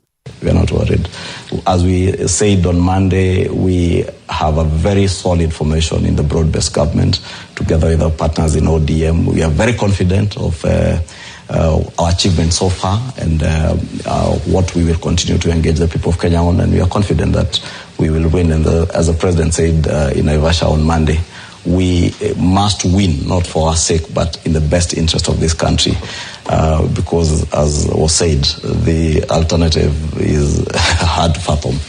And you can see them, the kind of people you're talking about, you see them every day. The National Assembly has passed the Public Participation Bill 2025, which seeks to establish a clear legal framework for citizen involvement in government decision-making. The bill, sponsored by Rarieda Member of Parliament Otiende Amolo and Ainab Koi Member of Parliament Samuel Chepkonga, sets guidelines for public participation and outlines institutions responsible for organizing the process. It also seeks to address concerns over how Parliament, county assemblies, commissions, and other public bodies engage citizens on decisions affecting them. One, I want to thank the committee, the Justice and Legal Affairs Committee, under the able chairman of Sir George Murungaru, the Senior Council, for a good job. For many years, this country has yearned for a public participation bill. We have left the public participation issues to be deliberated and adjudicated by courts all the time. Many projects, many good projects, and very many good initiatives have actually gone under because of lack of public participation. The current Ebola outbreak in the Democratic Republic of Congo is on course to become the deadliest outbreak of the disease, according to WHO Director General Tedros Ghebreyesus. Tedros warned that at its current pace, the 2026 outbreak could surpass the 2014-2016 endemic, which killed at least 11,000 people. The outbreak, declared on May 15th, has so far recorded more than 4,300 cases and over 2,000 deaths. And that's the truth on Radio Generation. Good morning. I'm Winnie Maganga. The views and opinions expressed on this program are those of the guests and do not necessarily reflect the views of Radio Generation. Radio Generation assumes no responsibility or liability for the interviewee's views. This is Radio Generation. In the beginning, there was morning radio. But now there is Radio Generation's The People's Breakfast, curious and bold, getting facts from the shadows. That's what it is. Now, as the city wakes and secrets stir, a bright new voice shines. The People's Breakfast. Your morning, your voice, your journey. Good morning. Good morning, my neighbor. Welcome to the home of hard truths and bold insights, Radio Generation. Good morning and welcome back to Radio Generation. 11 minutes past 9 o'clock, and we're in the last hour of the show, which promises, as usual, to be one of the best one. But before I introduce our guest, I need to remind you that on the 10th of September 2026 at the Radisson Blu, we're going to be having that conversation around the Islamic Finance Forum and Dialogue. So you need to put this on your calendar. 10th September 2026, Radisson Blu. It's all about igniting growth in Sharia compliant finance, and you expect a lot of conversations. We'll have industry leaders, financial institutions, investors, and SMEs in the room. There'll be a panel discussion, practical workshops, investment insights, and plenty of networking. So why don't you log on to langopass.com, get your tickets there, or you can even call us on 0113 311 604. This one is going to be hosted by Radio Generation, and you definitely don't want to miss it, because unajua sisi tunainviting to watu wa nguvu sana. So remember, 10th September 2026, mark that on your calendar. Meanwhile, in studio we do have former Mwingi Central MP, that is Mheshimiwa Joe Mtambu. Mhesh, karibu tena sana to Radio Generation. Nice to have you here with us. Thank you for hosting. Unajua Siti ametupata tukiongea Kifaransa. Siti, all this time I've been teaching you French. Kidogo hujaelewa bana? No, kuna vitu nashikashika. Yeah, he better. Kuna vitu nashikashika, usiniona ati niko tu blank hivyo. No. Okay. Yes. Sawa. Very soon it may. The national language. It might actually. Itakuwa mzuri sana. Yes. We are on the way to making it a national language. Hiyo itakuwa mzuri sana. Yeah. And you know, Kikamba is very sweet. Very romantic. Very. So it's good to learn it. It's very rhythmic. You never know when it will come in handy. I never know.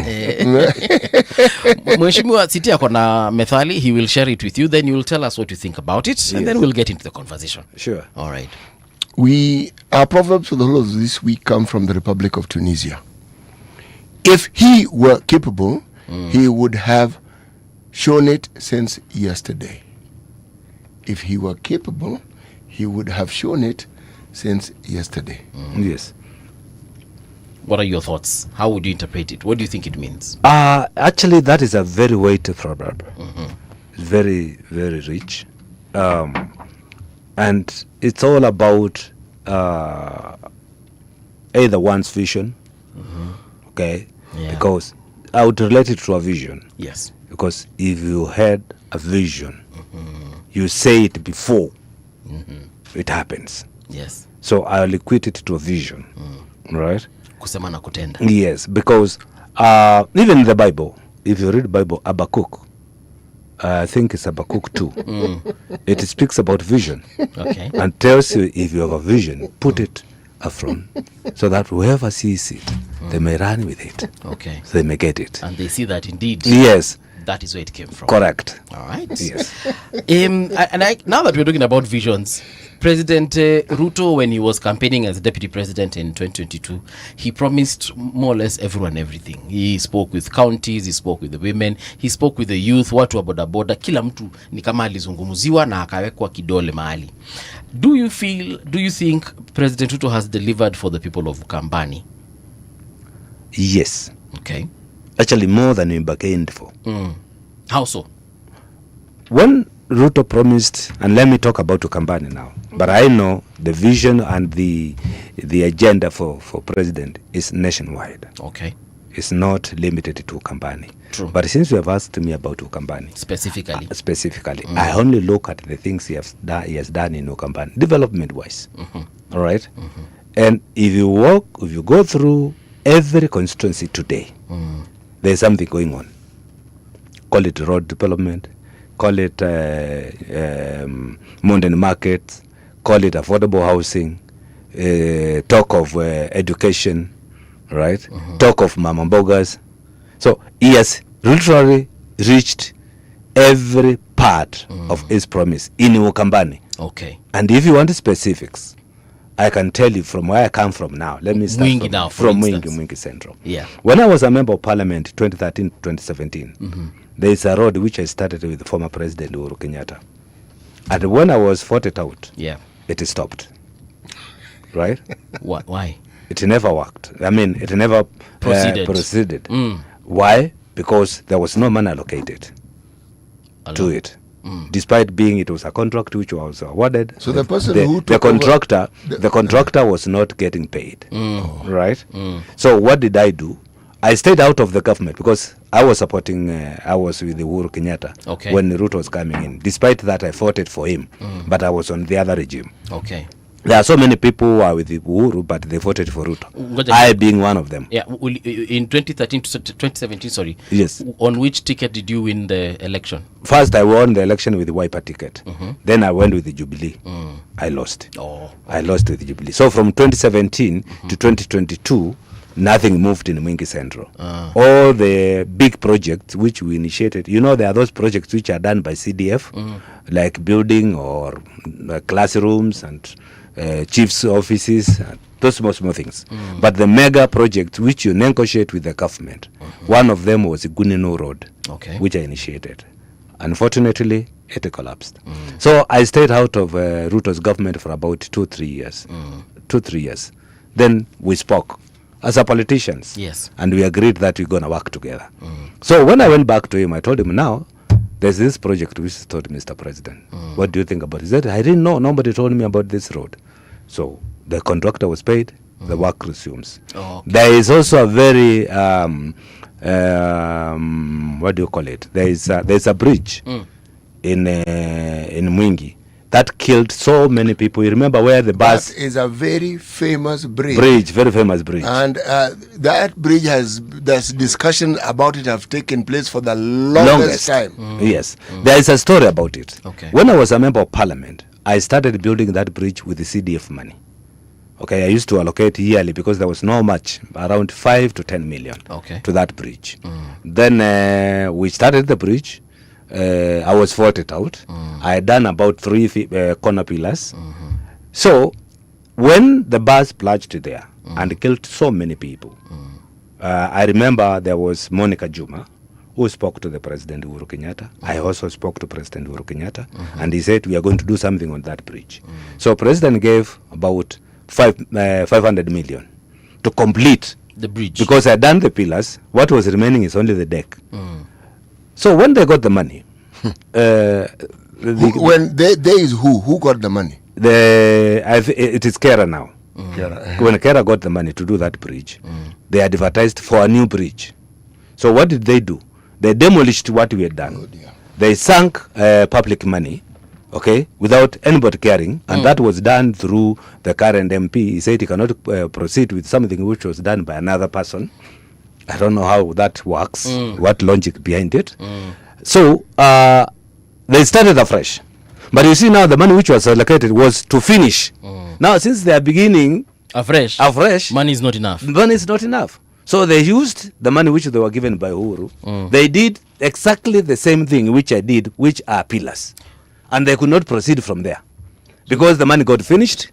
500 million shillings for pillars. They did pay pillars only. Hiyo pesa ingine mheshi. No, kidogo. What sort of 500 million shillings worth of pillars, what do they look like? I can tell you, Must from be made point of of gold. understanding construction, it is worth. Let me tell you. The pillars were I will worth- not put politics there. Because I they know were worth... one thing which is very expensive is to do something we call piling on a river. The equipment themselves, to mobilize those equipment to bring them there, and to do it, it is costly. It is costly. So what you're saying is then they demolished the equivalent of 500 million shillings worth. No. Mine were not 500. Mine were not 500. What they demolished? What they demolished is what we had spent around 27 million to do when I was there. These other ones, they said they were given 500 million, and they said the money is finished. How? It's them to account. Okay. But my understanding is, when the money was finished, they could not proceed with the bridge. It is told again. Mhesh, nataka kuelewa just one thing. First of all, how long is the bridge supposed to be? That bridge, I think, is about 90 or so meters wide. All right. It's very wide. Okay. It is extremely wide. All right. Yes. So you did 27 million worth of pillars. Yes. Were they sufficient? Sufficient, because they were tested by all the engineers. Okay. It was sufficient. So this other team now was given 500 million. Yes. Because that is what it is. Half Yes, a billion. yes. So they came and they did pillars, but different from what you had done. Yes. Maybe better, stronger, of higher quality maybe. To me, they look the same. Then it should have cost twice. Because it if is they the were same that good. engineers. It is the same engineers who designed that bridge. It is Kera engineers who designed. Kama mheshimiwa Not tumia me. 27 But million. mheshimiwa, yes, Hao yes. hawezi kuwa 500 million. You see now, when they did that, it is them to explain how they spent the 500 million. All right. Me, I can explain what I spent and what I did, because the photos are there, everything is there. Okay, so I did it. You get me now. So the challenge was, because I want to address the challenge, because you have asked me about Ruto. Yes. So that bridge stalled for almost from the time I left, which is 2017. Which is 2017. And when they started building, which was, I think it was 2020 something. It's when they started. Okay. When they after now that accident of the bus. Now, until today, the bridge stalled. The contractor could not continue. Okay. So, again, I faced President Uhuru. I mean Ruto. Ruto, yes. And I told him, there's this bridge which keeps on killing people. And actually, I remember when you had a tour in Kitui, you had promised to do it. And you had said, actually, by February, itakuwa. It has never happened. It's bringing a very bad name. It's leaving a very bad taste on people's mouth. So we need to do something. Immediately, he ordered for the bridge to be constructed. Okay. And I can tell you, as I speak to you, last week I was there. Inaendelea. What was remaining was the beams, cross beams, which were being manufactured in China. They are already on site. They came. So the work is going. And according to contractor, within 2 months, the bridge will be passable. So we are hoping, if the statistics are correct, because we are being told that there will be El Nino, we hope that by the end of September, October, we'll be passing the bridge. So that is one achievement which we got from President, and it's undeliverable from President. At least in Mbuvi Central, he's doing a very large modern market. In Ukasi, there's also another big market. In Mbuvi Central, there's affordable housing going on, right? And in Kamuvongo, there's another market. Kandwe Road is being done in Mbuvi North. Road leading to my former party leader is also being done. So, in terms of the river was in development matters, yes, he has done for Ukambani. All right. Yes. Is it enough to get him votes next year? As a politician, if you ask me that question, whether this is enough to give you a vote. Yeah. Sometimes people don't vote considering development people have done. Okay. Because if it was for development, I will tell you, I would not leave parliament. I would not have lost if it was for development. If it was for development, somebody like Aaron Mwau could not have lost in Kilome. Okay. If it was for development, Tuju could not have lost in the Rarieda. Right. All right. So the trick part is Kenyans don't look at the development. What do they look at? Most of voters are swayed by I would say their regional or realignment. Okay. And most of them they follow what we call kingpins. What this kingpin has said is what they do. Okay. They don't consider the person they are electing. They only elect them because either he has been given a ticket by this popular party in this area, and the party leader has considered this candidate maybe by how much they are putting on the table. So that complicates the whole question of free and fair democratic election. They take away the rights of people of making their own independent choice. When you were campaigning in the 2017 election that you lost, yes, when you spoke to your would-be voters, yes, did they make this very clear? They don't have to say it. They act. Actually, they lie to you. They tell you, yes, we'll do it. Because I've passed to Kambani with the Uhuru. I was the chief campaigner for Jubilee in Kambani. Actually, entire Eastern, I was in charge. And the people used to come to and that's why I tell people, don't see crowds and you think they will convert it to votes. No. They used to come in large numbers. Which I want you to repeat that statement because I've been telling my brother here the same thing. Crowds do not translate to votes. And I can tell you one man, you go and sit down with him. Yes. There's one man called Pius Muiru. He had something he used to call it, I don't know, Kuna Nuru Gizani. Or Kuna Giza Nuruni. I don't know which one was it. Kuna Nuru Gizani. Kuna Nuru Gizani. He could fill Uhuru Park. Any moment he calls for a rally in Uhuru Park. Yes, he could. Packed. So he looked at these people and he said, oh, these are big numbers. I will buy for presidency. So the guy went and ran for president. At eighth, not even at eighth, I would call, I don't know what fraction I will give it. He never got it. Those people. All right? So crowds do not turn to votes. Okay. And I can tell you with experience, I've seen it all. Today you go, even to the church. You go to a church. I remember a friend of mine. I don't want to mention his name. Okay. He took me with him to one of his last campaign. All right? And there was more than 400 people in that church. And they saw in the church that we will vote for you. And he did something to them to make them happy, to wake up the next day to go and vote. Because it was the last day. That polling station, that guy never got 5 votes. Out of 400. He never got 5. Polling station 0. Yes, he never got 5. That polling station, which he spent the night there with the faithfuls in the church.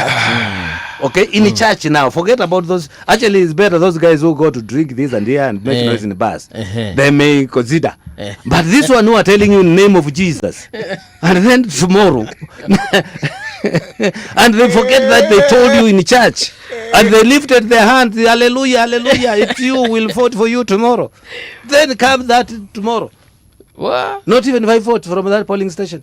And the host said we vote here. And you look at the polling station, the registered votes is about 500. Muhesh, in 2022, did you vie? In 2022, unfortunately, I did not vie. Okay. But I supported my wife. I believe in women. Okay. And I supported my wife to vie. And actually, she did very well. She became number 2. Despite her being for member of parliament or for member of parliament. Okay. She was not from Ukambani. Actually, my wife is not from Ukambani. I'm married from Mount Kenya, and she could not speak Kikamba. But people had some faith in me and her, so she got something. Okay. She never managed, but the reason why she never succeeded is another story which you cannot share here. We know sometimes there are things we don't talk. We just live with them as a politician. You get hurt, but you just. Unawachana naye. So, but this time, this time now you are back. I am back. I am in. On which And ticket? I'm vying with the UDA ticket. Okay. Yes. I mean, I'm one person who does not lie, and I don't. When I say this is my position, I stand straight, head high, and I don't take it corner. Can I ask Mheshimiwa Yes. why it is you moved from the Wiper Party? That is, of course, if you can answer the question. The reason why I moved from Wiper Party. Yes. There are so many reasons. For one, when I joined with Uhuru, that is 2014. 2014. The election was in 2013. Yes, when we were elected. Yes. I've been elected as a member of parliament. So I needed development for Mwingi Central because I could not get a tractor from Wiper to go and grade the road.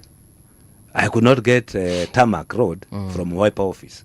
So I had to knock the office where I can get this equipment and I can get these development issues.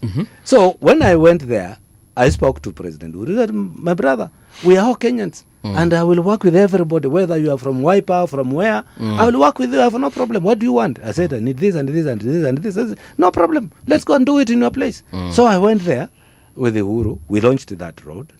And we did so many other things. So from there, Wiper said, I'm a traitor.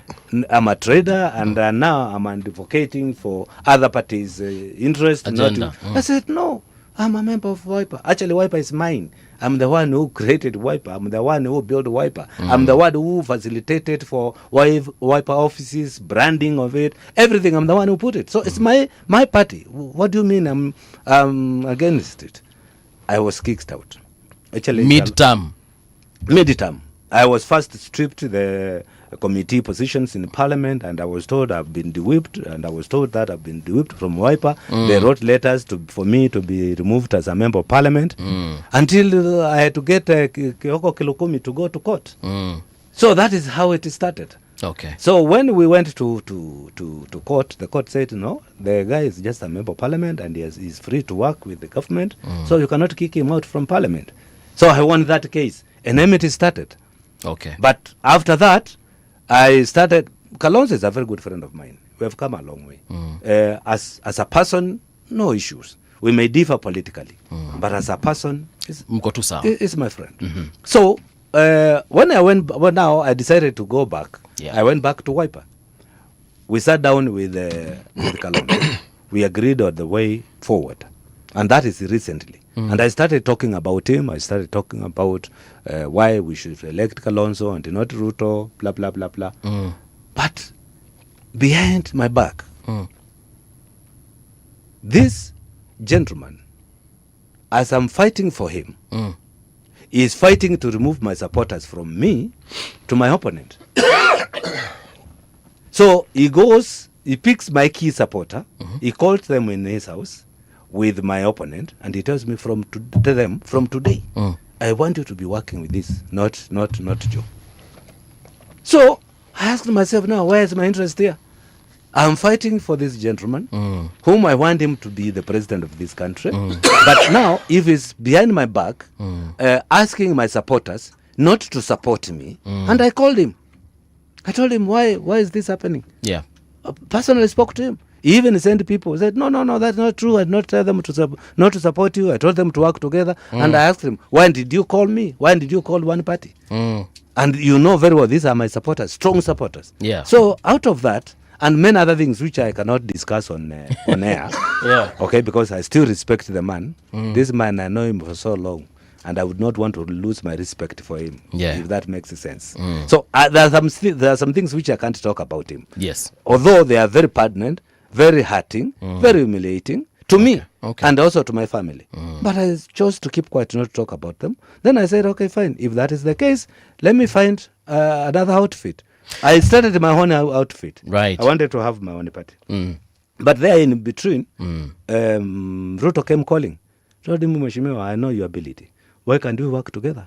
Said, why not? Yeah. I mean, I know it's really not fair to discuss someone when he's not here agitete. Yes. But surely, why would he decampaign you? Nini hicho ambacho it was so personal?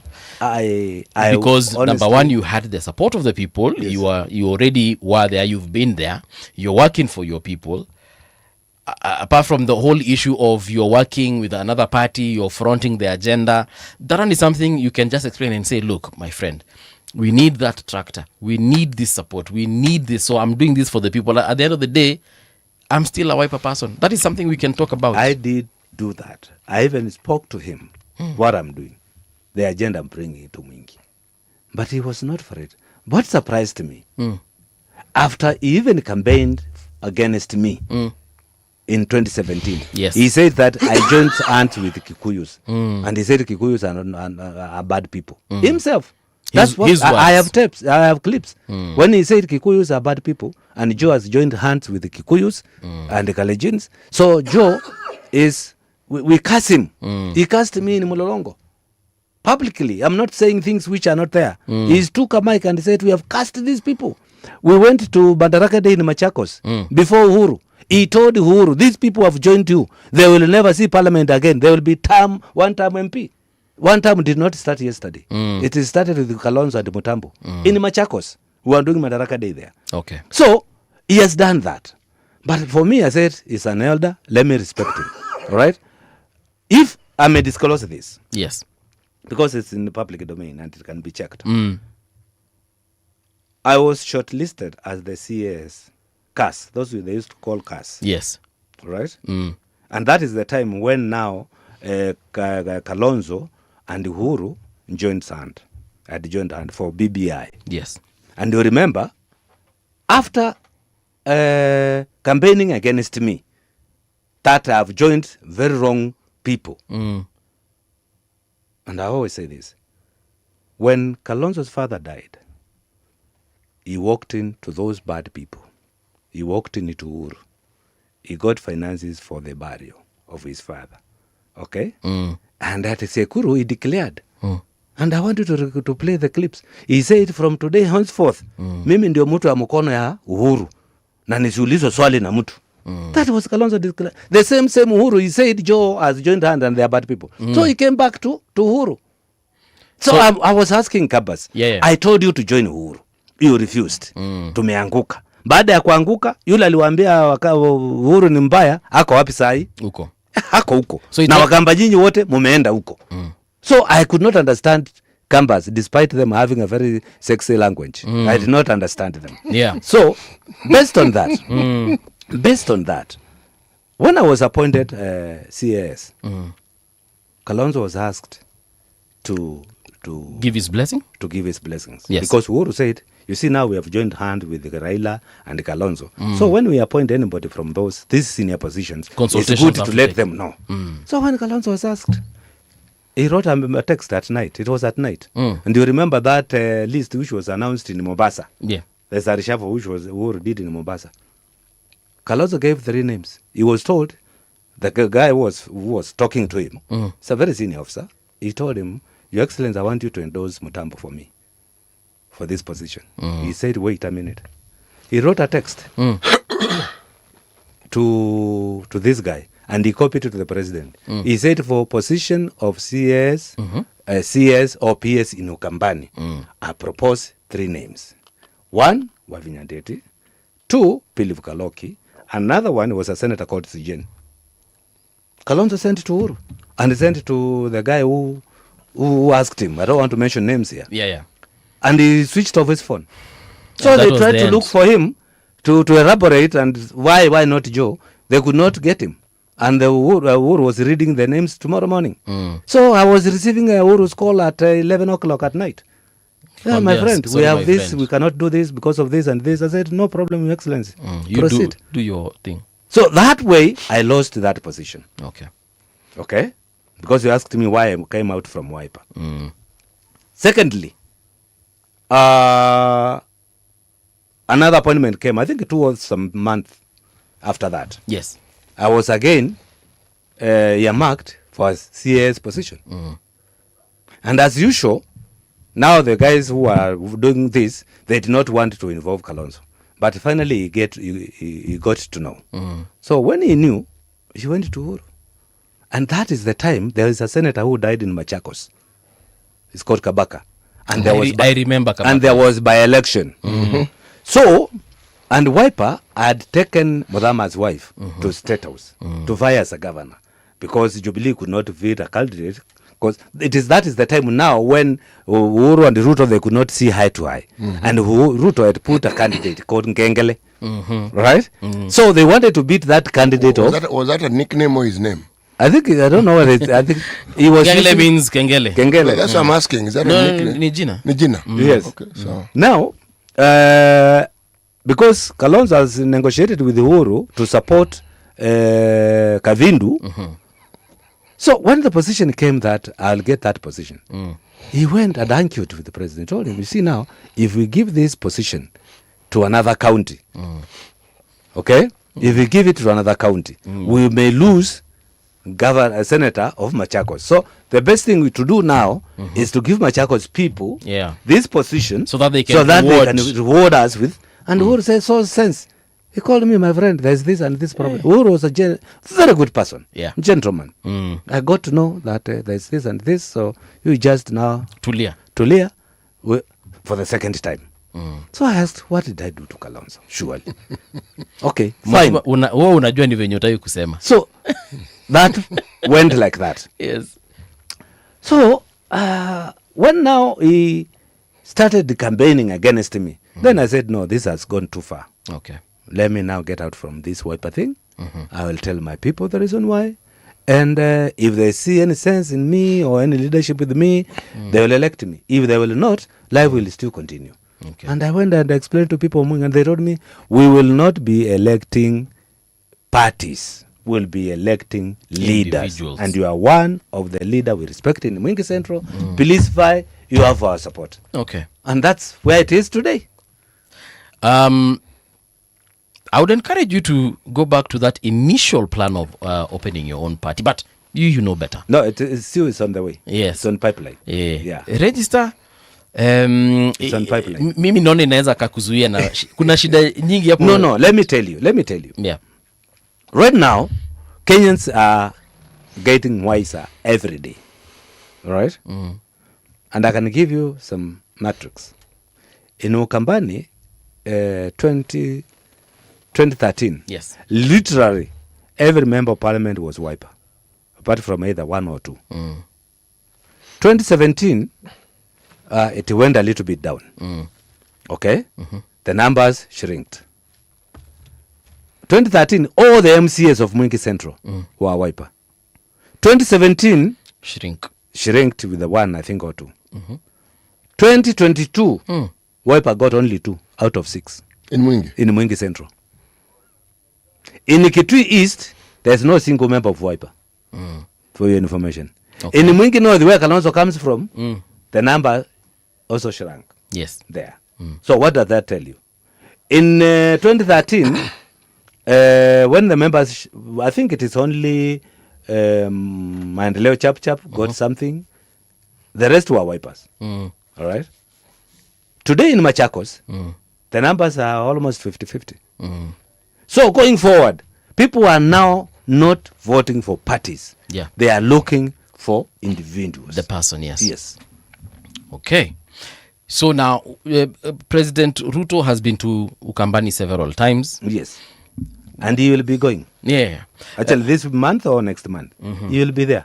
So if you are to, because you are the expert on this subject matter, support yake unaweza ipatia what percentage? Before we started campaigning figuratively for Ruto, Ruto was at 20-something percent because he got, I think, 28. In Ukambani? Or Ukambani. Kenya? Okay. In Ukambani, last election. Today, the report we have is at 48 today. And that is after 2 or 3 months of intensive campaigning. So that means things are moving. All right? In my ward where I come from, nobody wanted to hear anything to do with Ruto. But when I joined him, they all made 360 degrees turnaround. And they are all supporting UDA. So they are supporting him because you have joined UDA? Yes. They were bitter because, first and foremost, when Ruto came in power, I was the chairman of TARDA. I have served on several boards in Kenya. I was the chairman of Water Resource Authority. I was the chairman of Ketraco. Then I went to Tarda. Going to Tarda, there's a story, but not for today. Okay. I was there as a chairman. And I came to learn that immediately the government the president was sworn in. They took over the offices and they started now changing people, putting their own people. May I stayed for some months. Then some people from you guys who Kambani went to former deputy president. Yes. He is the one who was organizing the parastatus in terms of appointment. He was given that mandate by the president. So they went and sat with him. And actually some of the people who went there are my close friends. And that day before they went, they were in my place and we took some nyama choma together. So little did I know this group is en route to DP's office. Mheshimiwa, have you not pondered about the sort of friends you have? You are very strange friends. Very. So they came. They came to me. You had nyama choma. Even some I bought them some beers. Then they went to. Gachagua. And they went and backed the table and said, "We are the people who fought for you, UDA. Why are we having Jubilee members in government?" And especially, let me mention this because that is what was said. We have friends of Kibichu in government. I asked, who is that friend of Kibichu? Mutambo. Mutambo is a friend of Kibichu. By then, Gachagua did not want to hear someone called Kibichu. Mutambo is a friend of Kibichu. Yes, I was fired there and then. There and then. I think it was on Thursday. By Friday, I saw Gazette notice. Firing one man. One. Joe Mutambo. So I took my phone and I texted the president very harshly. Yes. He told me, my friend, I've not fired you. Don't accuse me falsely. I'm not the one who fired me. So later I came to know who did it. Because the same people who went, those friends of mine, they also came and confessed to me. And told me, Mheshimiwa, we are sorry. But we went to see this man and so said this, and this was done. So I said, no problem. Life continues. So I have a very rich history politically, but I don't want to make it personal. I do my things. I will not bark because you call me a dog. No. Mheshimiwa, tell us about your track record the time you were an MP. Wow. My track record as a member of parliament is outstanding. I'm telling you for the first time, it is during my time when the people of a place called Nu saw a technical college. Because I did a very huge technical college there. And today, I can tell you it has transformed that place. Because if there is an intake of about 5 to 1,000 students, they will need houses to sleep. So those who have some houses to rent. So essentially the economy of Nu. The economy has moved up in that place. And not only Nu alone. In extension and up to Mwingi. Because those people, they would want to use transport. They would want to buy things in big markets. They would come to Mwingi. They will come to other markets. So economy has grown. And that is courtesy of me. It is by then when they saw a tarmac road during my time. Right? Even though it is stuck somewhere, but after that tarmac was done to a level where it was, transportation became easy. They lowered the transport cost because now they were not spending a lot of money in repairs and whatever, and also time spent to reach where you want to go. So that is also one of the things which you did. Among the things which I'm very proud of, people of Mwingi Central, our boundary with Garissa, and I think you know this story very well, they never used to sleep in their houses because of the bandits. And they used to be attacked. Every week, we are burying somebody who has been killed by the Somalis elders who came to look for pasture in those areas of Ukambani. One thing I did proudly, I drove those people out of Mwingi myself with my people of Mwingi Central. Because every time police is sent there, they either shoot the police, they either do this. And I said, no, we are not going to tolerate this. And I remember Gaiseri very much. I spoke to Gaiseri and I told him, this is happening. Our people are not harmed. These guys are harmed. How can we protect ourselves? And Gaiseri told me, good idea. He told me, bring people, we'll make a KPR. And we did so. Today we have 40 people manning that catalog. That border. Yes, that border. We have 40 armed. So the attacks have gone down. But unfortunately, after I exited from the position, they negotiated with the current leadership and they came back. So very soon you heard there are people who have been killed in Ukambani. We heard. There's this. You remember the issue of demonstration in Garissa, Garissa Road, where people blocked road in Ukasi. I had to go there and come. I'm not a member of parliament, but I had to go there and calm people down and tell them, you know what, this happened, but we can sort the issues. And the people listened to me. They put down their stones, their weapons, and they allowed the bus to pass. But unfortunately, the current regime, when he went there, instead of calming people down, because these Somalis, they have shops in Mwingi town, he called people, youth, and he told them, what wangare? You know, I'm telling you things about you can hear him say. He said, what wangare? What happened? They chased. No, not chasing. Wakafunja manduka wa Somali. They carried everything. They looted everything. That was from a word of a leader. That what happened in Mwingi. Okay. So, what am I talking about? It is all boils down to leadership. Because people follow what their leader tells them. If you tell them wacha tufunge barabara, they will. If you tell them tusifunge barabara, they will not. So when I went there, I went to tell them, please don't. Yeah. In Garissa, we have Kambas who live there. They would want to come back home. If you close the road, how are they going to come? And if you chase these ones here, Kambas occupy almost 30% in Garissa. If in them they are chased there, what will happen to them? So at least they could get the logic, and they stopped the chaos. The chaos. So that is one thing I'm very proud of myself. I don't want people to pay me, but I do it to save lives of Kenyans. What did you do in the education sector?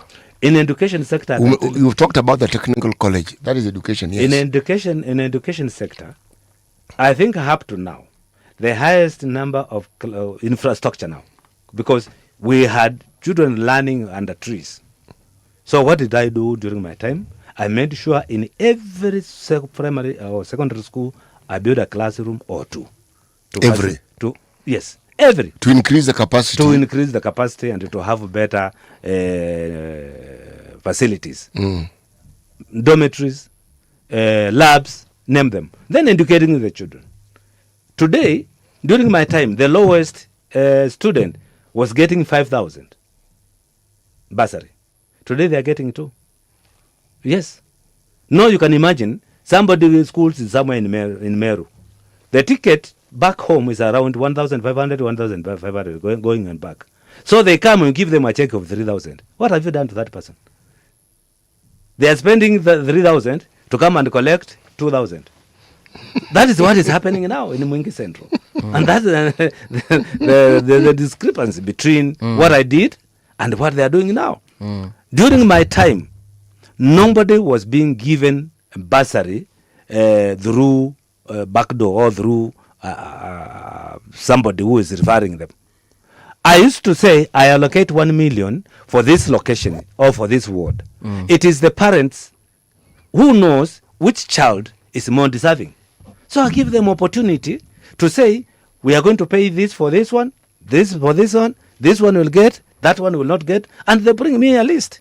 And I tell my manager, as the wish of the people, this is what we are going to do. It doesn't matter whether that person supports me or they don't. Today, anybody who voted for me or who voted for my wife, they don't get bursary in Mwingi Central. Today, you can do your own research. You can send to your people. You can call. They'll tell you, whoever supported Mutambo, they don't get bursary. For me, I never discriminated anybody because I think democracy, everybody has got their say. But when it comes to development, this is taxpayers' money and everybody pays tax. Tell us about what you did in the health sector. In the health sector, there was a problem. But I remember the first time before governors sat down on their feet, we had issues with ambulances. And using CDF money, I bought 3 ambulances for 3 wards because there are some areas where we had a lot of issues with snake bites, especially where I come from. So when somebody is bitten by snake, And there is no hospital near. And they cannot be rushed to hospital because of lack of transportation. So I had to buy ambulances. I had to renovate and do dispensaries in sub locations. Then came in Governor colleague now. He said health is devolved, and you cannot touch health sector. So even these ambulances you bought, we don't want them. Okay, it became a problem. They could not even fund or put medicine to the institutions we build, and we are building them not for us but for the people. I can tell you there are so many dispensaries which we build, but up to date they are not useful. People are walking 5-10 kilometers to go to the nearest, of which we had done one very near them. But of recent, I thank him because he started now equipping and funding the dispensaries we build. Last month, he was in Mwingi, opening those dispensaries, and even made remarks. We thank Joe Mutambo because he built this one for us. That is in terms of health. In terms of water, I have a very big project which I started. And I went to National Youth Service. We dug a very big earth dam in a place called Ensiu. Okay, very big. And we started a project of taking that water to Ukasi. Ensiu is the same place where there's a bridge? Not the same, but the name is the same. That okay, place. Yes. Yes, because the same river passes there. But it's a different place where the bridge is. So we did that. Up to date, still catches water. I went to Rea. They connected power. We put a transformer there. We put machines, everything to pump water. By then, election came calling. I was kicked out. So all those things, including materials we had bought and left in a school called Enziu Secondary School, Primary School. We were even doing a very big. You drive towards Garissa. On your left, you'll see a very big tank, elevated tank. That tank was to take water to Ukasi, because those people serve a lot. Do you know what? Almost got sued because I'm interfering with the devolved services. So when I left those things there, nothing moved. Even the equipment we had bought, they were sold, they were stolen. A lot of things happened. I had done a kiosk from Mwingi all the way to Ukasi with the 10,000 liter every kiosk to serve people. But all that dream vanished because I was not elected. Yes. I would have thought that with devolution, we really don't need to go knock on president's doors to ensure that our constituencies or even wards get development. Because from my understanding, budgets are made in parliament. So kama kuna kitu ya kwenda Ukasi, inatengenezwa hapo. Vitu za kwenda Nuhu ziko hapo. Za Kitui Central zinaekwa kwa budget zote. So that once now the money starts trickling in, kila mtu anapata share yake. Maybe you can explain to us why why things don't work that way as we think they should be working. I started by saying it boils down to leadership. It is the leaders who are in position. Talking about it, reading about it, putting it on a paper and pencil is sounds neither here so nor good. there. But practically, yeah, making it work the way it's supposed to be is a nightmare. And as a leader, you will not sit down and see your people vanquish, die out of maybe lack of transportation because county has not done this road, or county has not brought an ambulance, or county has not brought medicine. Yeah, and you keep quiet. You go to where you can reach, because services are not for county. Services are for the people, and it is the same people the national government is serving, the same people county is serving. And they are also what they say, what is devolved and what is not devolved. When it comes to health, health is about lives. And if I will knock President door to save people's life, I won't care whether it is devolved or not devolved. What is important first is to save the life of people. And that's what we normally do as leaders. Those who care. There are those who say, no, me, I cannot talk to the president. I'm for a Wiper. I'm a Wiper member of parliament. So I will not talk to Ruto. But that's a kind of stupid thinking. Yes. Because this same Ruto is the one who is commander-in-chief. Is the one who is paying you your salary. Is the one who is employing your children. And sometimes I ask people, now you people here, Kambas, you say you don't want to work with Ruto. And when a army or police calls for employment, you send your people to go and get jobs. If I am employed today as a soldier, yeah, who is my commander-in-chief? The president.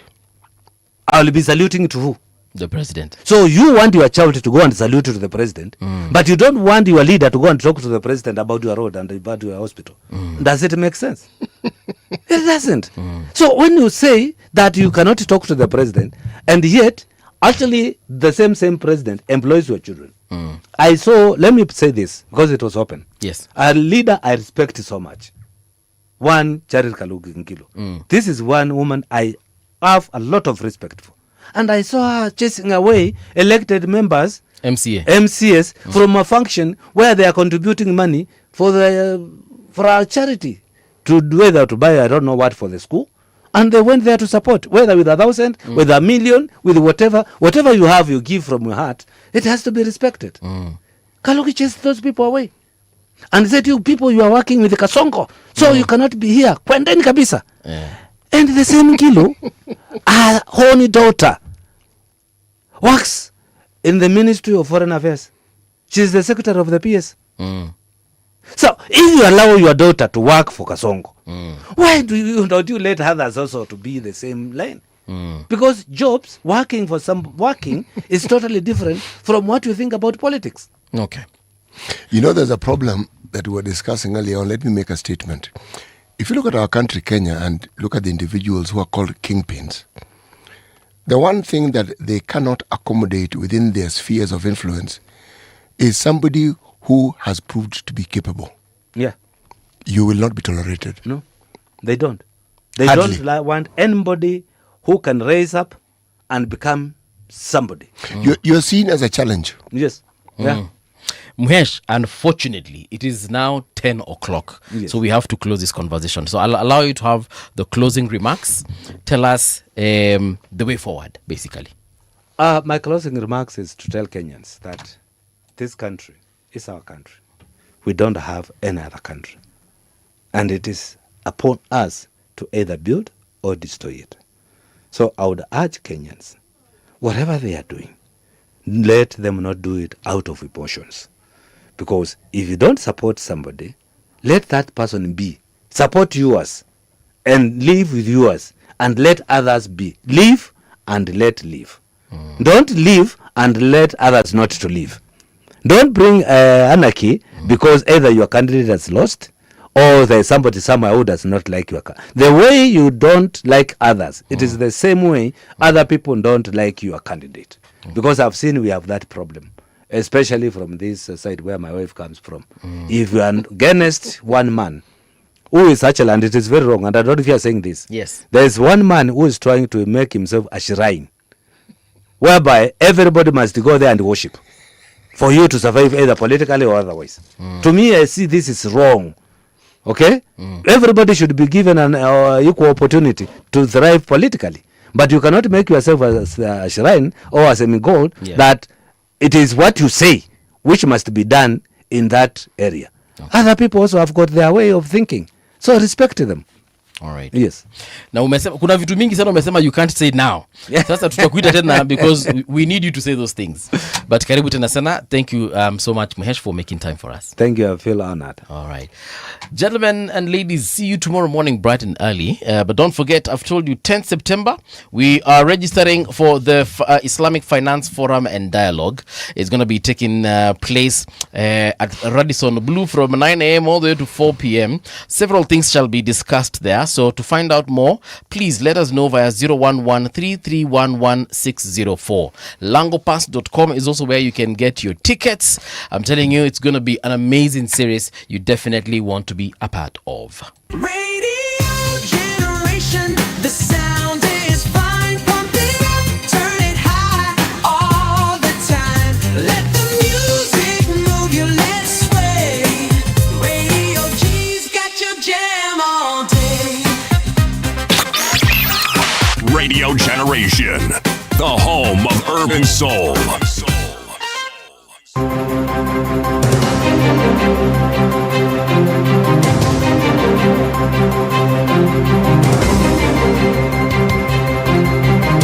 This is the Radio Generation News. Good morning, I'm Winnie Maganga. A young couple has